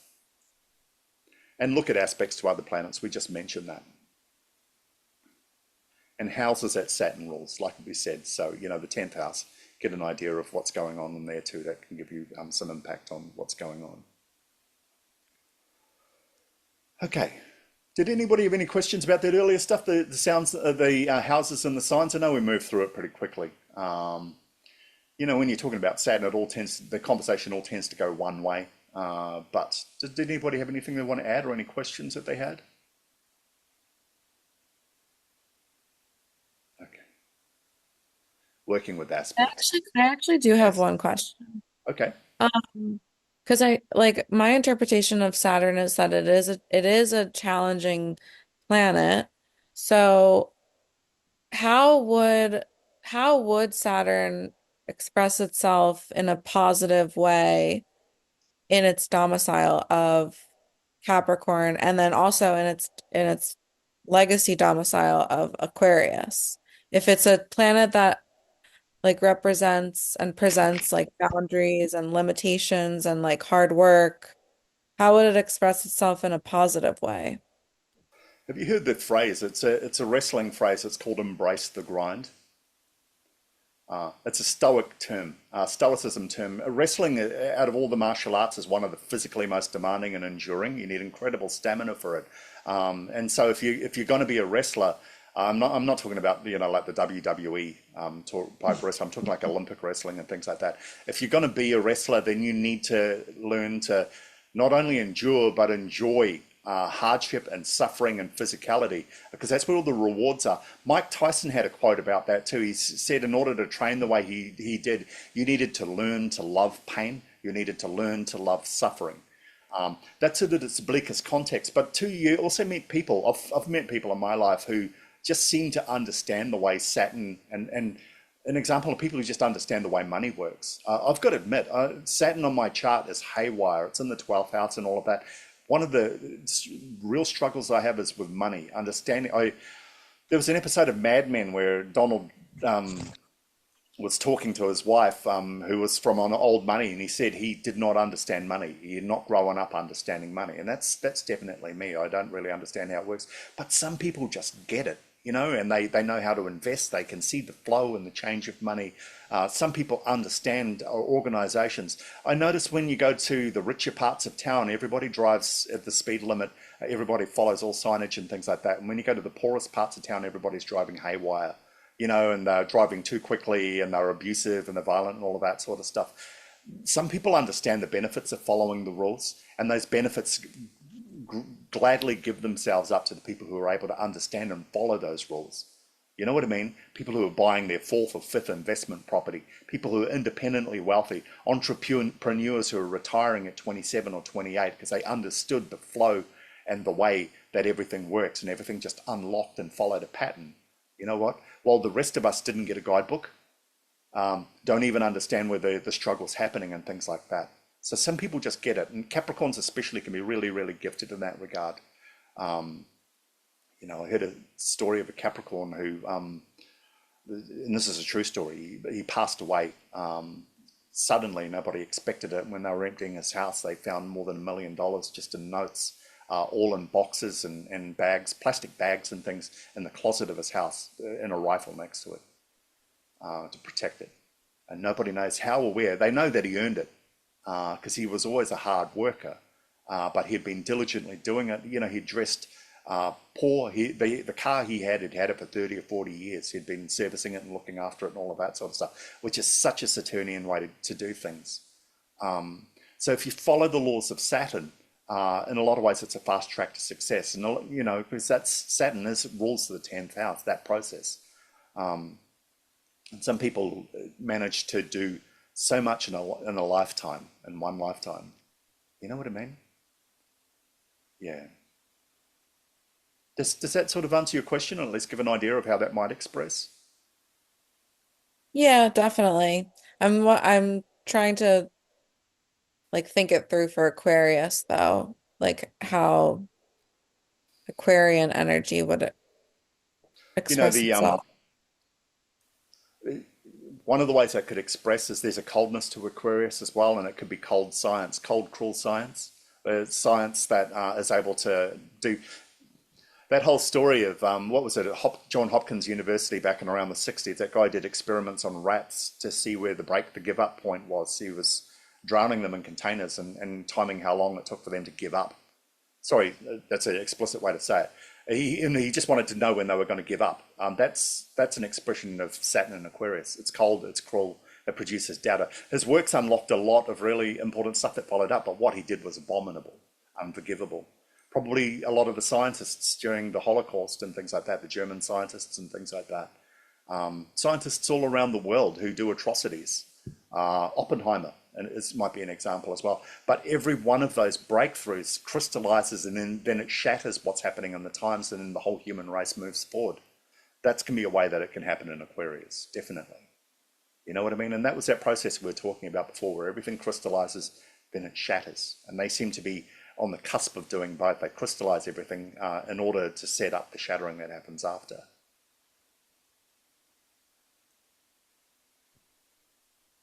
Yeah, does that make sense? Is that maybe a way of looking at it? Yeah.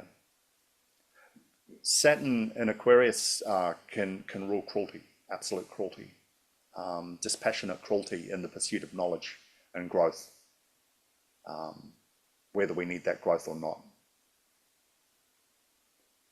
And as it does in Capricorn, it can just be capitalism for the sake of capitalism that creates despair for everybody else, you know. Yeah. I have a question about Saturn.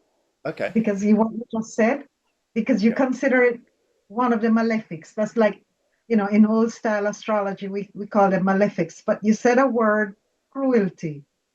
Yeah. You mean, explain that to me, like the eating of the children, or too much, being too severe, too strict, or too unfeeling?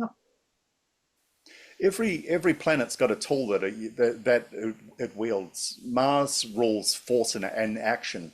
Venus rules love. And the moon rules the heart, the emotions and things like that. Saturn, at its most negative, rules cruelty as a tool in order to create growth. It's cold, it's remote, and you know what I mean? And we're looking at it through the Greek context, but it can use cruelty as a catalyst. You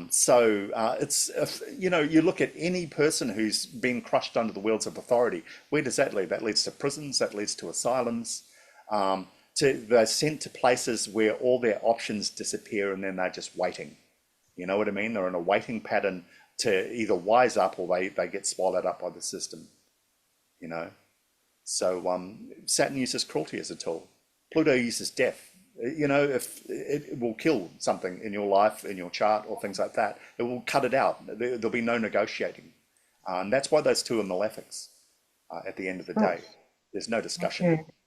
you know. So you could say that Saturn in Aquarius could be like a dictatorship or a regime of control Well, for the people? we went through that, how that Ceausescu, the Romanian dictator, that's definitely Right. an Aquarian regime. You know what I mean? Or a Saturnian regime, should I say? Not necessarily Aquarian, but it's a Saturnian regime. It's old power. It's old, cruel power. It's a sense of entitlement. It's almost a plutocracy. A plutocracy is something more apocalyptic. That's the next level up. But he's right up against that. You know what I mean? That's an oligarchy. That's a regime. People ruling with absolute power for the sake of having power. When you start to get genocide, then you're moving towards Pluto. Lord. Okay. Yeah. Thank you.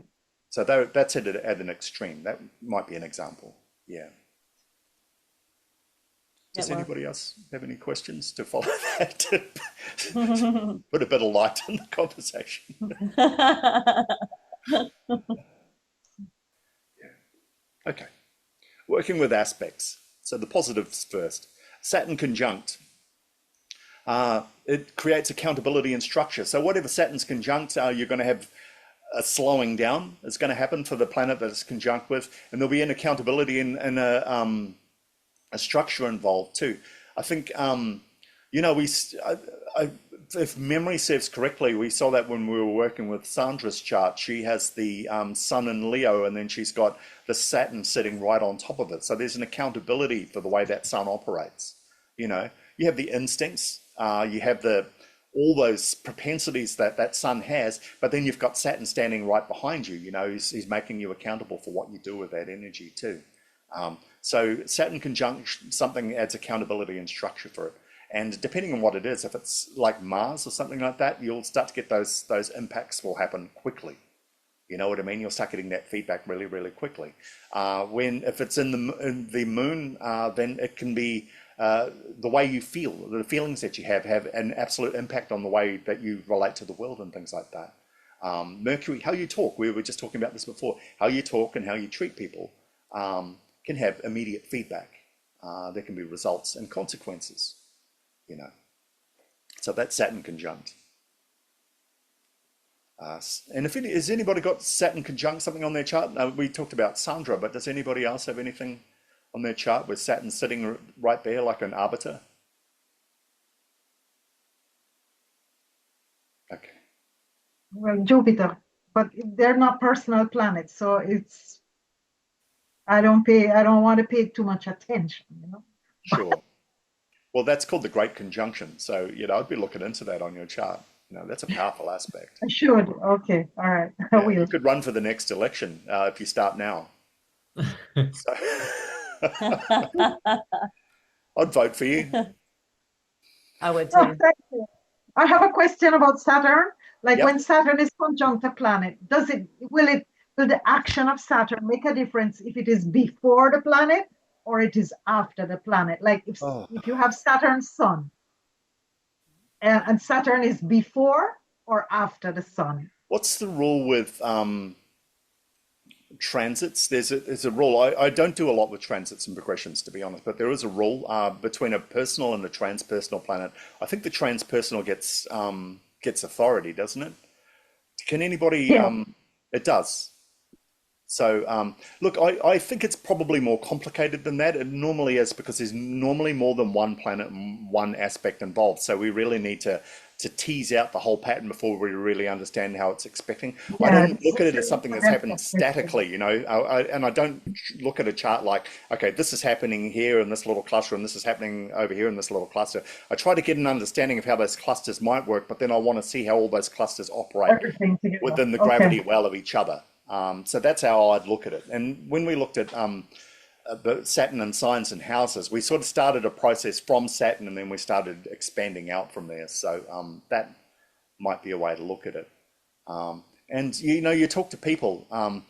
If it was that arbitrary, especially on the natal chart, then I don't think we'd have free will. And when I say free will, I mean the ability to destroy our own lives in the way that we see best. You know what I mean? To make bad decisions and do things. It's so oppressive in a certain way, like Pluto. Unyielding. You know, and again too, like I said, you're either embracing the grind or you're not. And Michaelin loves Saturn. It's, you know, her patron planet. Me, I don't like it, but I don't have a choice. So you know, we've all got our own relationship with Saturn. But Saturn doesn't care. So you know, you either work with it or you don't work with it. That's it at the end of the day. It's not going to change for you. And maybe that's a good place to start when you're working with Saturn. You know, Saturn doesn't care. So you either do it or you don't. Okay. Saturn in a sextile pattern. It's disciplined growth. Sextiles generally offer rewards, but you've got to work for them. And Saturn's the planet of work, so you're already in a work pattern anyway if you're going to be working with it. You may have to work twice as hard, but you will get twice as much from doing the work. So it's definitely work that's worth it, and it's something that you'll certainly get a return on. Preach, man. That's you? I'm feeling that one. Yeah. Yep, I've got Saturn sextile to my sun, so Okay, I'm feeling well, that says that, look, if you do the work with Saturn, it's going to pay off. It will pay off. Right. Yeah. Yeah. So you've got to really understand what, rather than disliking Saturn and struggling with it and having authority issues with it, you've got to figure out what it's trying to teach you to do, whether you like it or not. And once you start moving with it, you know, things will start to unlock and move forward. That's generally how Saturn works, you know. Yeah, I think it does get exhausting. Sure, I will say that. I'm exhausted currently. For sure. So, yeah. Anyway, time it's touching the sun, it's not something that's going to be over in a weekend. You know, it's going to take a lot of work. Yes. But the good news is for you, it's a sextile, which means there will be rewards if you do the work. You're not just working to hand to mouth. There's something at the end of that tunnel for you. Yeah. My only question is that with something that I've gone through recently, I've noticed that I've put down the grind to achieve what I needed to achieve, and it took a lot of hard work. But I'm so used to the battle that I don't know how to enjoy it. Sure. Is that a kind of a side effect of this hustle and bustle that you have to do with there's no Saturn pleasure in sextile? Saturn. It's work you've got to do whether you want to do it or not. And it's going to happen. A lot of the time it's karmic. It's something that's going to come into this lifetime. So you need to learn to work around that. That's not negotiable energy. But you've got to find pleasure in the rewards and the pleasure in the work in itself. And you look at the other aspects that are running off that, and that'll give you an idea of how that's going to pay off for you. Yeah. Okay. Cool. Saturn trine, that's a consistent support and growth. So wherever you've got Saturn on your chart, it's like a consistent flow of constructive energy that's coming into your life all the time. You know, you're always moving forward, step by step. Whether you're focused on it and working on it or not, there will be development and growth in that particular area. If it's expressive in a positive way and you're working with that energy, there's consistent reward. It's like interest. It's like interest. You're accumulating interest on that little placement right there. You know, it's not always a lot, but it's always there. It's always coming and things like that. You know what I mean? And over time, it'll build up and it'll become something quite significant. And you know, you don't have to do anything to get that. It's something that's yours by right. Yep. Does anybody have any questions or any of these placements on their chart? I have Jupiter trine Saturn. Okay, how's that working for you? Well, I mean, now that I'm older, it's working a lot better. But when I was younger, you know, I was pretty rebellious, so I don't know if that had anything to do with it. Yeah. Okay. Could have. It might also mean that whether you were aware of it or not, things could have always been worse than they were, but somehow you were protected to a degree too. You know what I mean? Oh yeah. Mm-hmm. Yeah, you know, you could have died, you could have been in prison, things like that. Yeah. Oh, I'm serious. You know what I mean? But there Oh, was, I'm serious too. yeah, an energy in the background that was quietly ticking away, making sure that you know, you were still moving towards a path, whether you knew the path was there or not. I've definitely been protected my entire life because I've had plenty of near-death experiences. Yeah. Yeah. Does anybody else have any of these placements on their chart? I also have Saturn trine the moon. Okay. So how might that work out on her chart? Anybody want to take a stab at that? Looking at it as being consistent support and growth. A Virgo sun.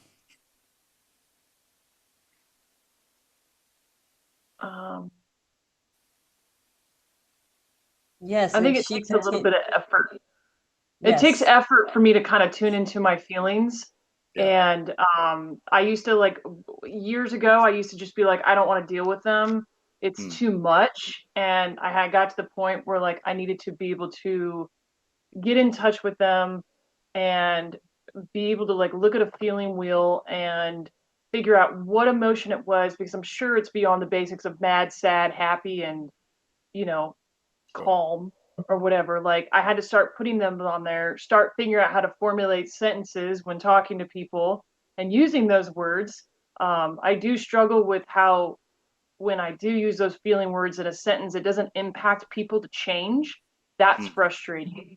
But now I'm learning to, probably just because of events of past like 3 months, I've really learned now to tap into my intuition, which is definitely the moon energy right there. So that's how it's reflected in my life. Sure. But it's a lot of work, man. Yeah. But I'm always growing though. Like I could picture myself a year ago and I'm not where I was. I've grown since, for, you know, every year when dealing with my emotions. So it's constant growth. Well, that sounds exactly like how that's going to work. Your emotions, your moon and your Saturn, it's about constant growth. It's about diligence. It's about learning restraint, but then rewards from restraint, you know, and moving that way through life rather than just giving into your emotions and things like that. Yeah.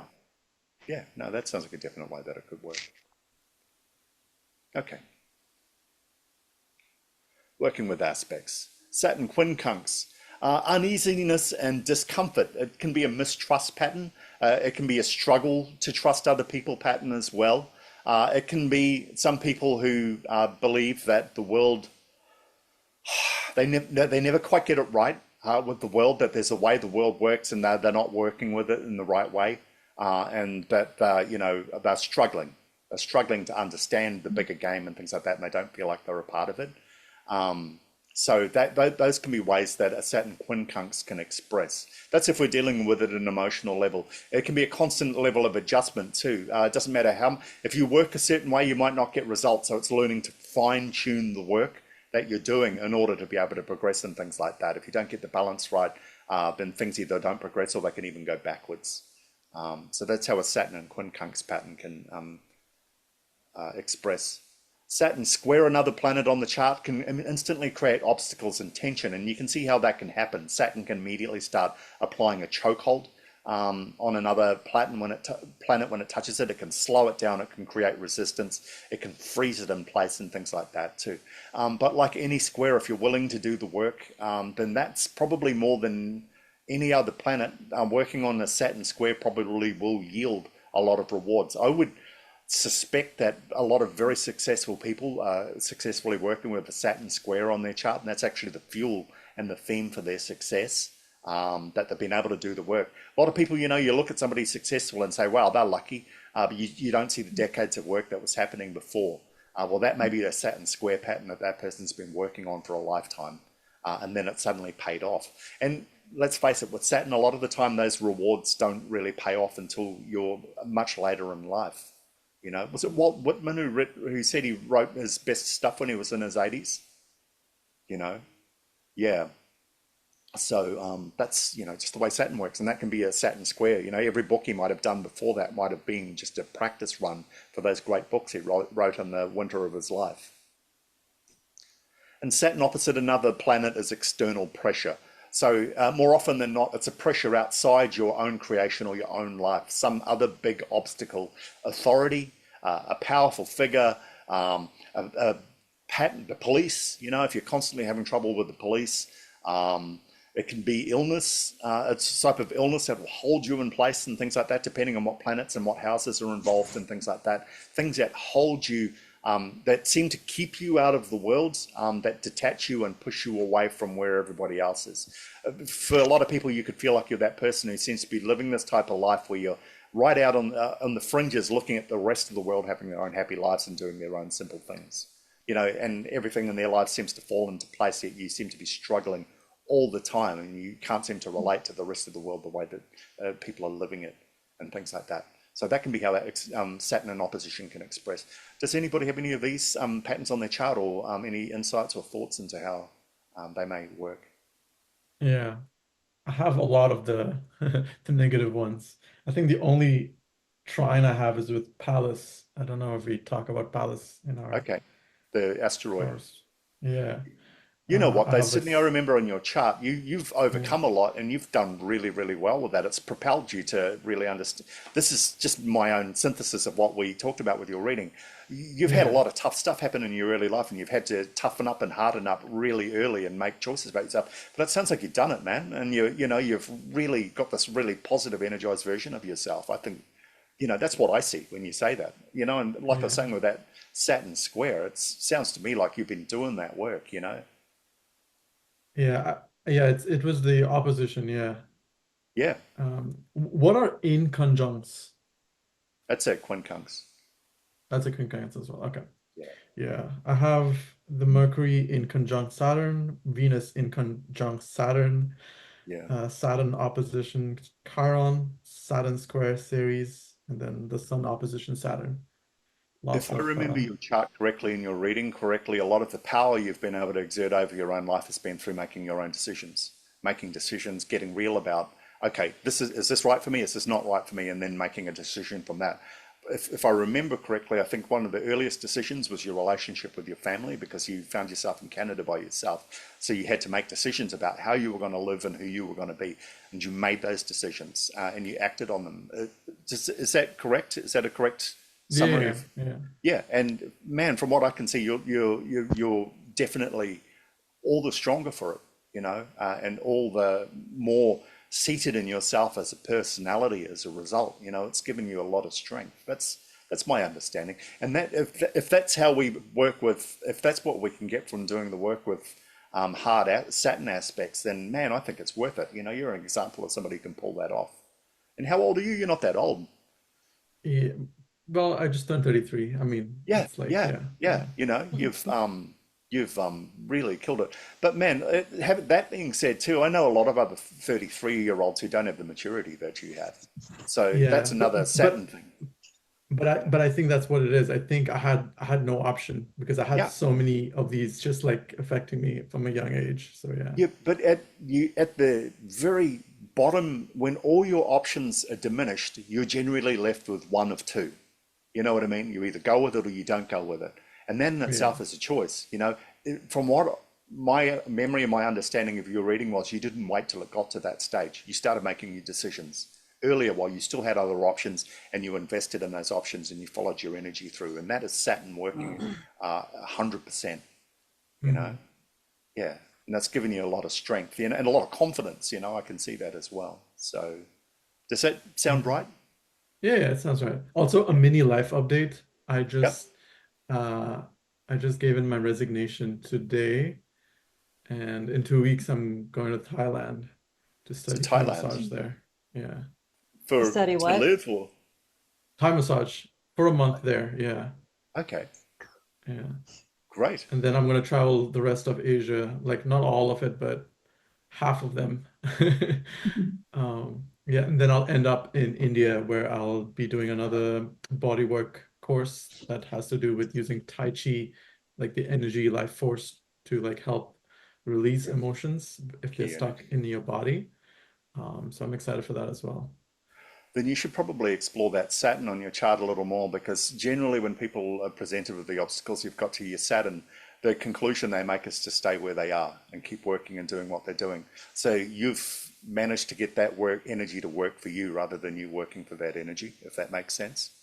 Mm-hmm. A lot of people crystallize up and they become fearful, and they decide, okay, well, I need to stay here and I need to build some security for myself and things like that. You've done the opposite. The opposite. I mean, it's not easy. Yeah. Yeah, for sure. But you're doing it. You know what I mean? Yeah. We had a reading earlier. I think it was who was the Jasmine's friend? He came in and did a reading with us, and he was right at the crux of that decision that you've already made. And it sounded like he'd been hovering there for a long time. You've already done it. You know what I mean? Yeah. So it took me 2 years to get to this stage, but sure. If it had happened straight away, then it probably wouldn't have been a Saturnian experience. But it sounds to me like your superpower when dealing with Saturn is choice, the ability to make choices with the data that you're presented with. And you're pulling it off. You're pulling it off, So congratulations, kudos to you. Thank you. Yeah. That's awesome. It is awesome. That's really, really good. Mm-hmm. Yeah. So it's not all bleak. Hey, look, like we're saying, especially with the Saturn square pattern, and that's a Saturn opposition, I think. And I think if I remember, you had some family stuff surrounding that, and at the end of the day, you decided to let it go and to not be owned by it and to move on and make your own decision, build your own persona in your own life, and you're living it now. So that's a perfectly healthy, perfectly enlightened way to deal with an opposition in Saturn. Yeah. Cool. Okay. Has anybody got a war story from their Saturn return? Everybody knows what a Saturn return is, right? Mm-hmm. Every 28 to 30 years, Saturn, like some sort of Krampus. Anybody heard of Krampus, the opposite of Santa Claus? The one who comes and puts the naughty kids in bags and takes them away for Christmas.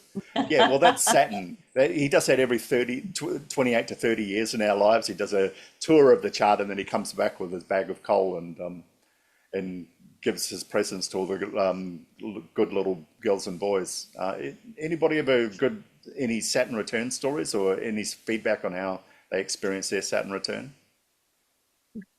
Well, Yeah. I Yeah, have go a ahead. very interesting one, but Okay, someone can go if they want.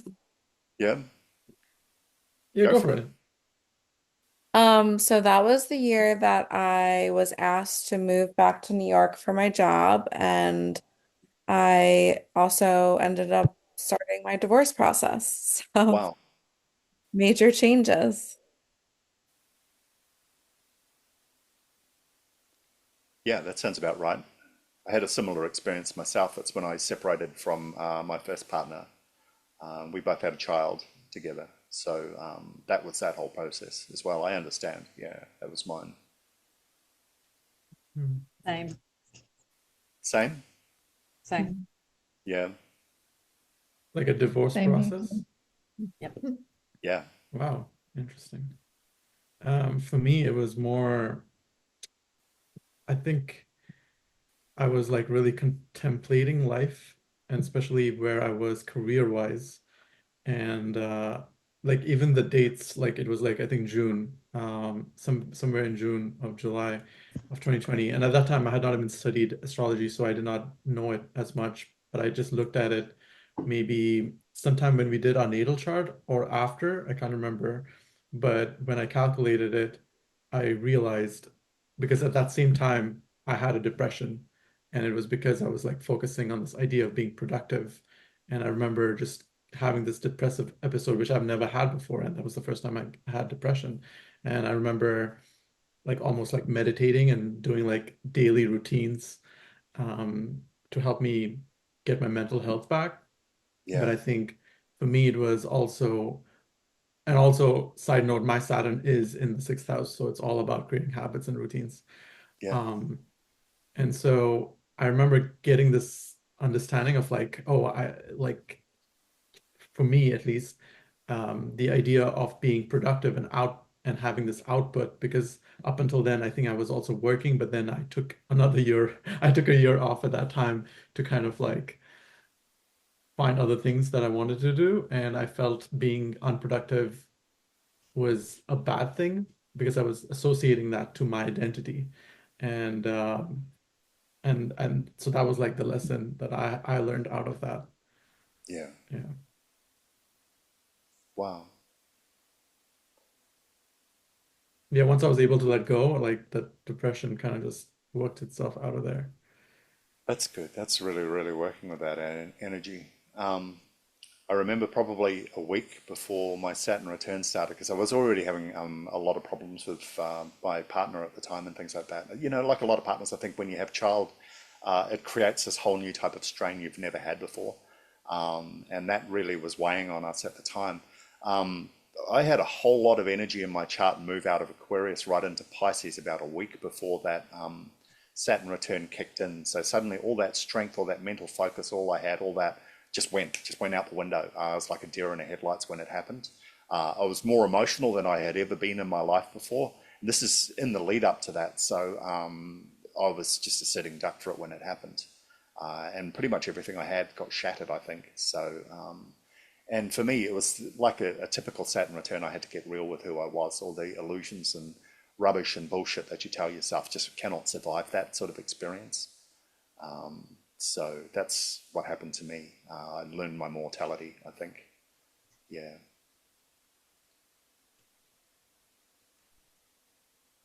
Does anybody else have any thoughts they want to share? I also heard that that's like why you hear of a lot of these young celebrities dying pa or passing away um between the ages of like 27, 28, 29 Yeah. that are like, you know, sort of in this like very dark Hollywood type of environment. Yeah. And that's like usually when their Saturn return like just starts. And so Sure. But that's sort of the yeah. gift, the Saturn return too. A lot of those ghosts and that baggage that you've been carrying gets brought and delivered right to your doorstep too. So, you know, for a lot of people too, I think what they've already been carrying on that journey to fame and celebrity was already there. And maybe they thought that maybe having the money and the success and all of that might take that away, and it didn't, you know. And what they call it, the hour of the wolf, 3 o'clock in the morning, when you're sitting there thinking about your life and you're looking at it and realizing you really took the long way around to do nothing. You know, you might actually be lonelier now than you were before, you know, and things like that. I wonder if that might have been their experience too. And that in itself encapsulates a Saturn return, you know. What is a Saturn return at the end of the day? It's everything's brought to bear, and we're held in account to ourselves, really, what we think is real and about ourselves, who we believe we are. It's all stress tested. It's all thrown in the fire, and we stand by and we watch to see what's left when it's finished. Unless you're already been doing the work and you've got that awareness. You know what I mean? That wasn't me. I wasn't ready for that when it happened. I remember that. I'm dreading the next one. I can feel it coming up. So,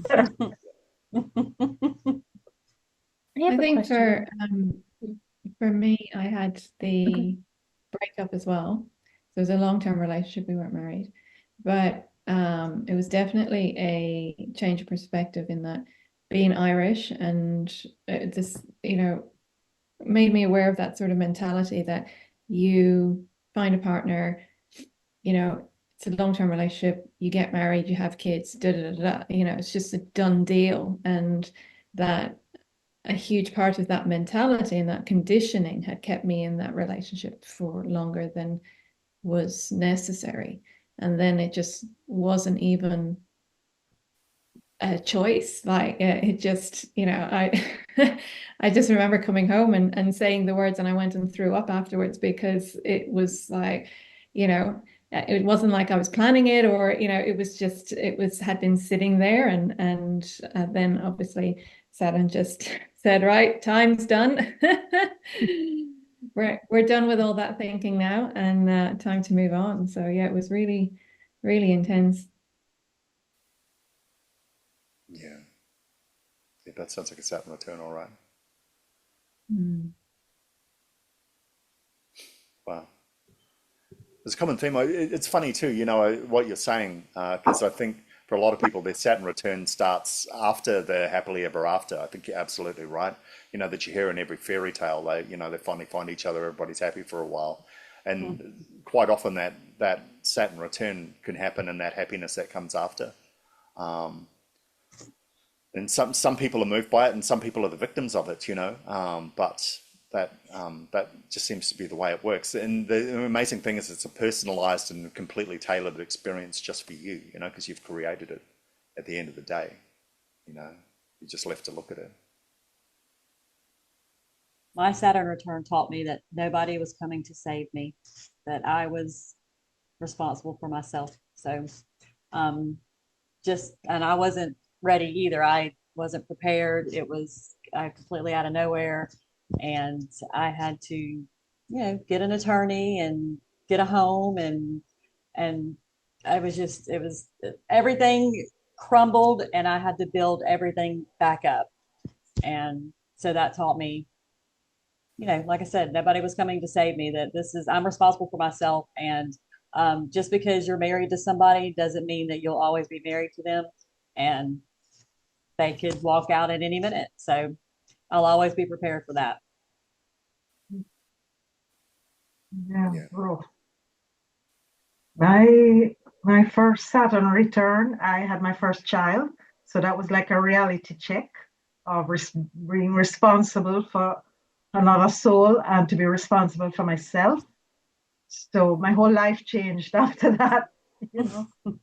Wow. But the only person I speak about, if anybody coming to save me, it would have to be God. Because when I had my Uranus opposition, then I got separated, and I didn't have a job. And by that time, I had 3 kids, and I just trusted and just flew away. Anyway, my first son he's gone through his first Saturn return now. And I've gone through my second, and I think it was okay. I basically didn't even feel the second, but I felt a certain responsibility to to do something, because I realized that time was finite and that my time on earth would come to a close. So at some point, so I must do what it is I've come here to do. And I felt very drawn to like life purpose and mission and so forth. So I got more serious about stuff.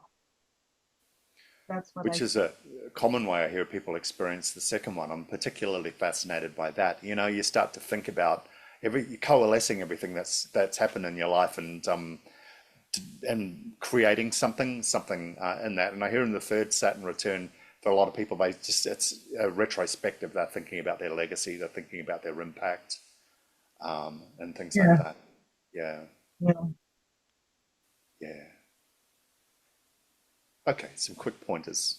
We'll just move through this quickly. I think we've talked most of this out already, you know. For you, for a Saturn return, revisit Saturn to its natal position. We all know that. It's Saturn going right back to the starting point. Everything that it's picked up along the way, it delivers right back to your doorstep and brings it there for you to look at. Whether you like it or not, whether you can control it or not, you take it into account. You start to learn a lot about yourself. It's amazing how impactful your big three are. I remember when mine happened, I realized I wasn't as amazing as I thought I was with my Leo moon, wasn't as smart as I thought I was with my Aquarius sun, and I wasn't as secure as I thought I was with my Taurus ascendant. All three of those pretty much took a big hit. So you come back and everything's rocked. It's like an audit that comes and happens. This is an audit situation, so that's already answered itself there too. At the end of the day, it's really an exercise in realism over idealism. And that, I know for me, that was it. A lot of the illusions I had about myself and about my life, who I was and all of that sort of stuff just got destroyed, literally destroyed when it happened. And it happens in a way where you don't have any real wiggle room around it. You know what I mean? You can only stand by and watch it happen. You experience it and you find out who you are at the end of it. I learned compassion for others in a way that I never had before too. Which surprised me. That was probably the biggest lesson that I learned. I learned that people are the best versions of themselves they know how to be, because I was going through a really ugly time with my ex when it happened, and that was the only way that I could continue to operate with her, was to realize that she was the best person she knew how to be right at that time, and I was too. That had led us to where we were right at that time. You know, and that way I could feel compassion for her. And for myself too. Feeling compassion for yourself too for a Saturn return can be a really hard lesson. You know, for people who are very self-critical and things like that. And Saturn loves self-criticism as one of its many gifts. So there are three of the things to look at. You know, when you're looking at yourself, obviously you're looking at Saturn's natal position on your chart. You treat it as an audit of everywhere that it's been, every house that it's traveled through, every planet that it's touched. It brings it all back to your doorstep, like Krampus, you know, with his bag, to give you all the gifts that you don't want generally, and show them to you.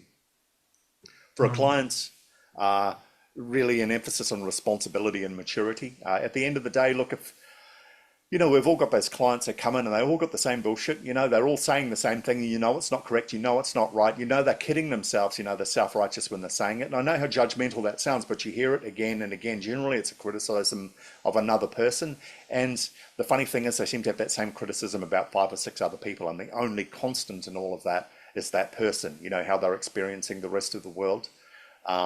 So quite often when a Saturn return is coming, that's where the crosshairs are going to start for that person, and maybe that's something in a really tactful way you might want to approach or start look at, because that could be somewhere where they're about to take a strike in their lives and things like that. Saturn doesn't care about rhetoric, you know, it only deals in realities. Focus on long-term goals. So figure out what the person wants, where they want to go, what they want to do with their lives, with all the suffering and things like that. And generally that's what Saturn's demanding you do. Okay, so what are you going to do about this? What's next? Are you going to collapse under the pressure of this, or are you going to dig yourself out and keep moving forward? With what Michaelin shared with us, she was given a lot of work to do, and she did the work. She realized what the task was in front of her, and she focused on it, and she built it. And here we are today, you know, we're all talking together in this window. So figure out what the long-term goal is. Don't get distracted by all the white noise and the explosions that are going on right now. That's not where things are leading you.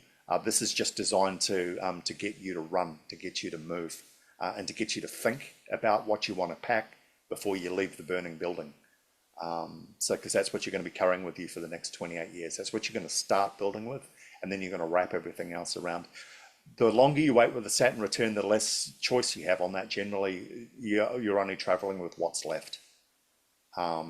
So you want to start making choices as early as you can. And it sounds like that's what you did, Sydney. You know, you sat down, you started exercising your power of choice, and you used your ritual and your self-care habits and things like that, and you engaged those to help galvanize you and move you forward and give you clarity about what direction you wanted to take.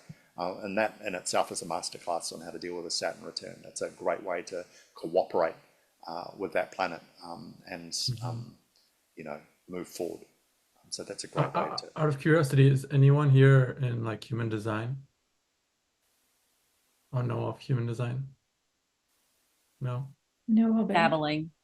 Know of it, but I'm not like versed in it really.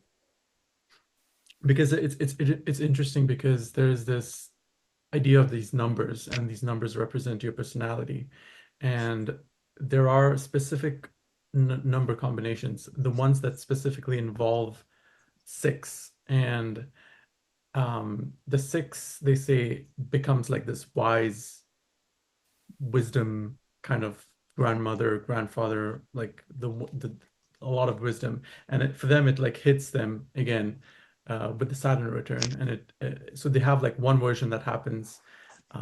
So they're quite chaotic for the first 30 years of life, and then towards the beginning of the Saturn return, things get really worse.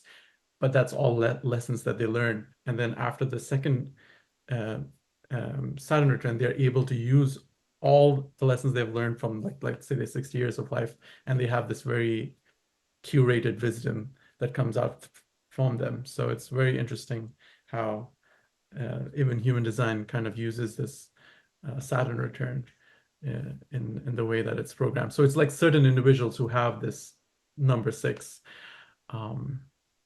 I also was having a conversation with my brother because I was talking to him, and he's like, I don't know if I can call him a skeptic for the astrology. He's like in and out, but like he's always down to challenge me. And I was calculating his Saturn return, and his Saturn return is going to happen. His first one is going to happen, I think, in March or April. And I explained to him how it was for me and how I had to get real with myself. But he gave me another argument where he was like, he just had a very traumatic experience with the death of one of his really close friends, which just happened maybe in the last, I think, 2 years or so. Yeah. And he found that event like pushed him to make him answer these like very questions about himself and get very real with himself. And I was like, okay, that's interesting. So if you felt like you've dealt with those things, then your Saturn return should be smooth sailing. But if not, then it should still shake something up. So I'm very curious how it's going to happen for him. It makes a lot of sense. Yeah. And maybe the key for some people, again, too, if Saturn's really strong in your life and you're consistently working with it, then you're probably prepared for it to some greater or lesser degree too. You know, you're already a cooperator, you're already integrating that energy into your daily life pattern, you know. So that makes sense, what you're saying, you know. What you're saying with human design too, with the number 6, it seems consistent with the Saturn return. So it feels like in a lot of ways we're doubling back to knowledge previous generations already had. And I think for many generations, this first Saturn return was probably an average life expectancy. You know, I don't know, you know, where people would introspectively look back. So the second and third Saturn returns might be something that's really more in the last century or something like that. You know, it may be a bit of an anomaly. We're still figuring out as we go, the benefit of hindsight, you know. So yeah, that's really interesting feedback. Yeah. So focus on long-term goals. That can be a step to really surviving and navigating your way through. Like Da Vinci said, he who follows the star changes not. So it doesn't matter what pattern or what suffering or struggle you're going through, as long as you've got your focus in where you want to be, then you know you're moving forward. You just know if you're getting closer, and you know if you're getting further away. And sometimes just that feedback is enough. And to embrace the grind. Again, too, that's that phrase. It's going to happen. You're going to do the work whether you like it or not. Learn to love it, not fight it. Because if you fight it, if you resist it, if you hate it when it's happening, it's just going to make it twice as hard. That's it. So just accept it, and accept that it's going to happen. Accept that it's a process. It's a moment in time, and you're passing through it. That's probably some of the best advice that I can give to almost every client. Especially when a really tough pattern's coming up in their life and they feel powerless to deal with it. The more powerless they are, the more that makes sense. This is just a moment in your time, and you're moving through it, and you will pass through it. It will pass. And it sounds quite superficial, but it is true. Every single one of us, I think, has got testimony to that. So yeah, that's simple but pragmatic advice for surviving a Saturn return. Does anybody have any other ones they might want to add if you were working with a client who had their Saturn return, with the benefit of hindsight looking at your own Saturn return when it happened?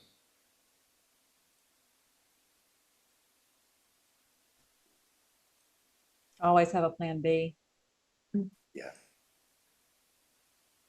For mine, it was more physical. I ended up working a lot on nutrition and like physical therapy and stuff. Okay. Were you having issues at the time that prompted that, or was it just a process of decisions? You realized that you had reached that stage and needed to make those choices? I need to make those choices, and I actually spent 2 years studying both. So yeah, Studying that what, was sorry? kind of part of- yeah. Okay. All right. That sounds good. So that still was an audit process by the sound of things. Yeah. Okay. Cool. I think one of the things I would look at now, it would never occur to me before, but at a Saturn return, I would also look at the person's Jupiter and find out what are the beliefs that will help them to sustain through a difficult period of the Saturn return, Okay. which I Are did you not talking do about at the that natal time. Jupiter? Yes, like Okay. like transit, or because Yeah. it will help. Yeah. So like a cache of supplies to help you get through the Saturn return. Yeah, notice I don't talk about Saturn. I just say, who can help me? It's like not saying Macbeth in the theatre, isn't it? Like there's nothing to be done. So Yeah. let's see. So Maybe if get you started. Roll up your get some, sleeves. yeah, it's like a time for some spiritual opening in life. Yeah, The see, Saturn, that's probably one of its gifts. At the end of the day, for many people, that's the realization there's a greater force out there than yourself. It was for me. I got a lot of fixed stuff and a lot of ego with that Leo moon. I'm probably the healthiest version of myself I've ever been in that regard, but I was pretty inflated back then. I remember that. And that just knocked the wind right out of me, and I never really recovered from it. So that's the way that works. Yeah. So it's about getting real. It's interesting. I think, like Antoinette just said, it is a spiritual awakening, which you would never, I don't think, really associate with Saturn necessarily. But I think it's the breaking down of the conditioning. It's being able to hear your true voice inside. And so, for me, working with clients, it would be trying to help them to tune into that, the whisper, as opposed to the all the noise outside. And so yeah, it's actually releasing a lot of the Saturnian energy, I guess, but in a very Saturnian way. Yeah. Yeah. yeah. The esoteric astrologers talk about 3 wheels of consciousness. There's a mutable wheel that the younger consciousnesses are on. They don't really have a lot of accountability, though they're building up their karma and having all those experiences that accumulate that they're going to be struggling and working with for later lives. And then there's the fixed wheel, which is where everything grinds to a halt, and that's ruled by Saturn. They call Saturn the planet of initiation. And on the fixed wheel, everything stops and we become accountable for everything. Our karma becomes clear, and then we start working with it. And like I keep saying, I suspect in a group like this, when we're all working together, we're all working on the fixed wheel, or the fixed cross, as they call it, without getting too deep into the theology of the way the Lucas Trust think. But I think that's what's happened. Suddenly you stop, and that Saturn return experience can be exactly that. You're out doing whatever you want, and then bang, suddenly everything stops. And you're left to that terrible silence of everything that's up in the air all falling at once. And then you need to figure out, and like Antoinette said, I agree. I think for many people, that's our wake-up call about spirituality. There is a greater force out there that will take control of our lives and stop us and move us forward, and force us to move forward, whether we like it or not. And some of us comply and some of us don't. Some of us lose more than others do too. But then, you can get as philosophical about that as you want. At the end of the day, Saturn doesn't really care. At the end of the day, you're going to be left with what you're left with. So, and that's all stuff from your own personality and your own character. Yeah. So I agree 100%, Antoinette. I think for many people, that's their first real taste of spirituality in its rawest form. Yeah. Maybe it's just because of how personal it feels. That might be it. That the whole world has stopped and said, I'm coming for you.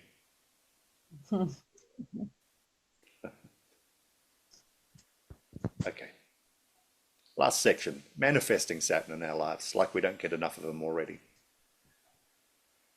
Saturday, if you're going to do anything Saturnian, anything that requires discipline or anything, ironically, Saturday's the best day for it. It feels like it should be Monday, but it's not. It's Saturday. So Saturn's day is a great day to manifest Saturn energy in your life. And we've talked about a shrine or an altar in the past. If you've got a shrine or an altar, then these are the sorts of things that you want to put on there. You want to use the colors gray, dark blue, black, anything that's gloomy, anything that's metallic, anything that's emo. It's all good, put it all there on your shrine. Lead and iron, they're the metals associated with Saturn. So lead and iron, anything made from those two metals. There's much less lead around now than when I was a kid. Has anybody noticed that? There seemed to be lead everywhere when I was a kid. You could find it everywhere, and you just can't find it now. I don't know what that's about.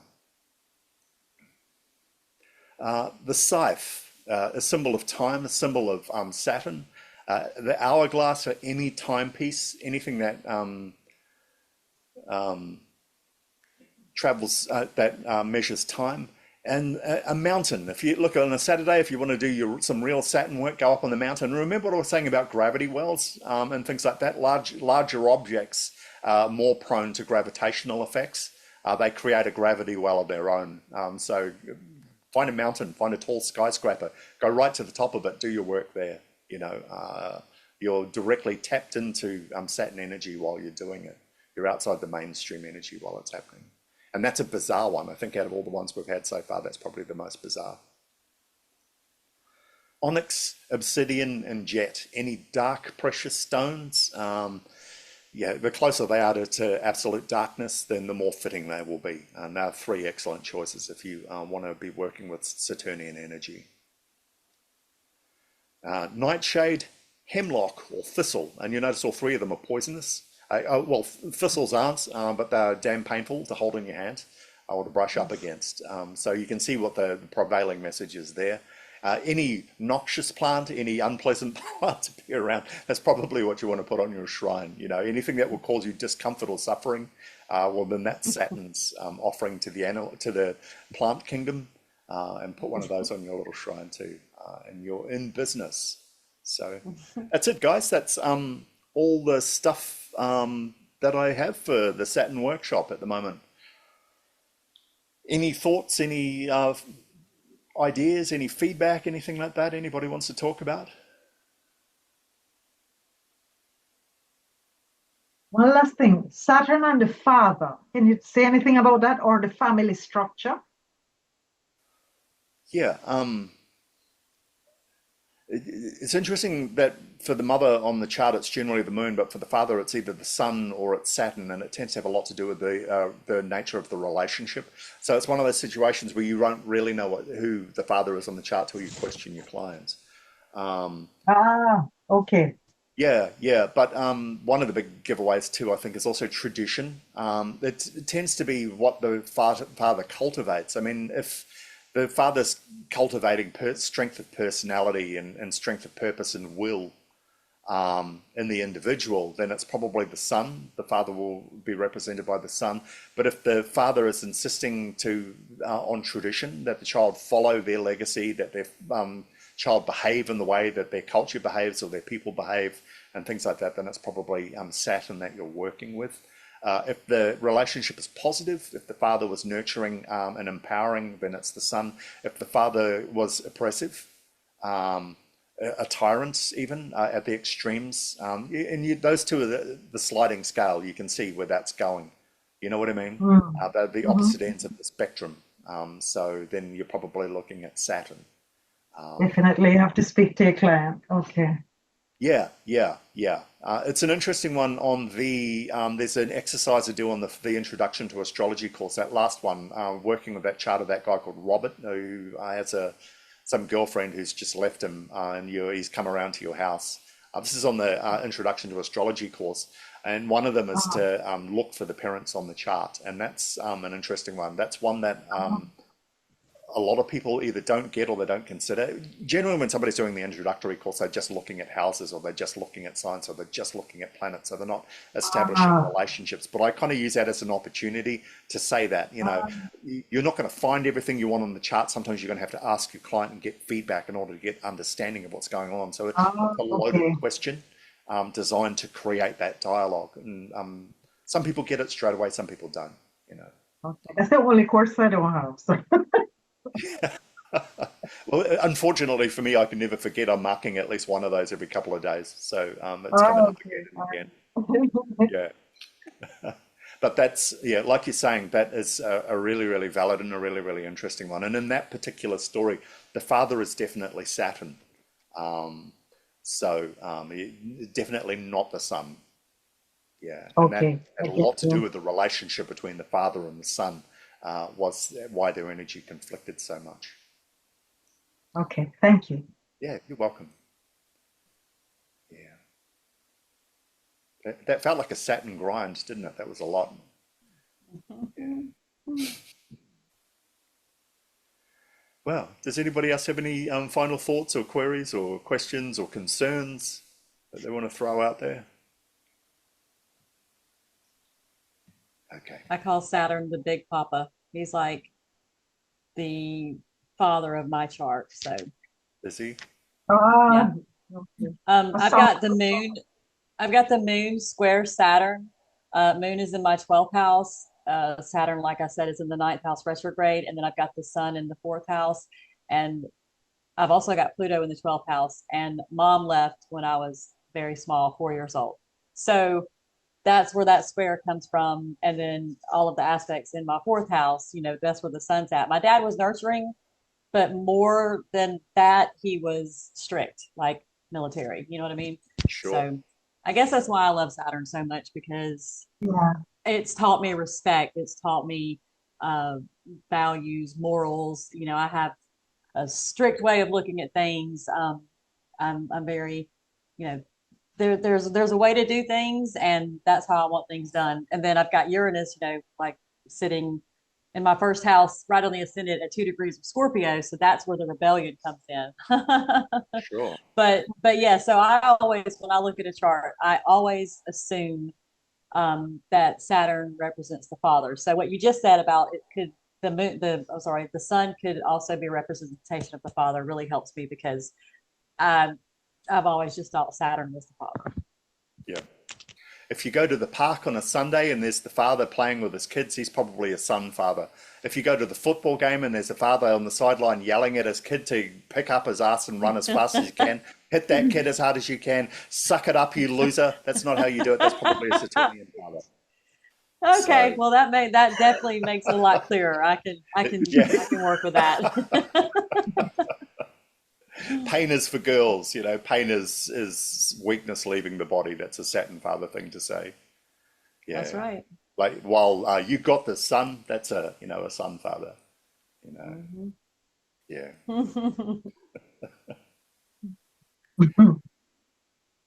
Wow. All right.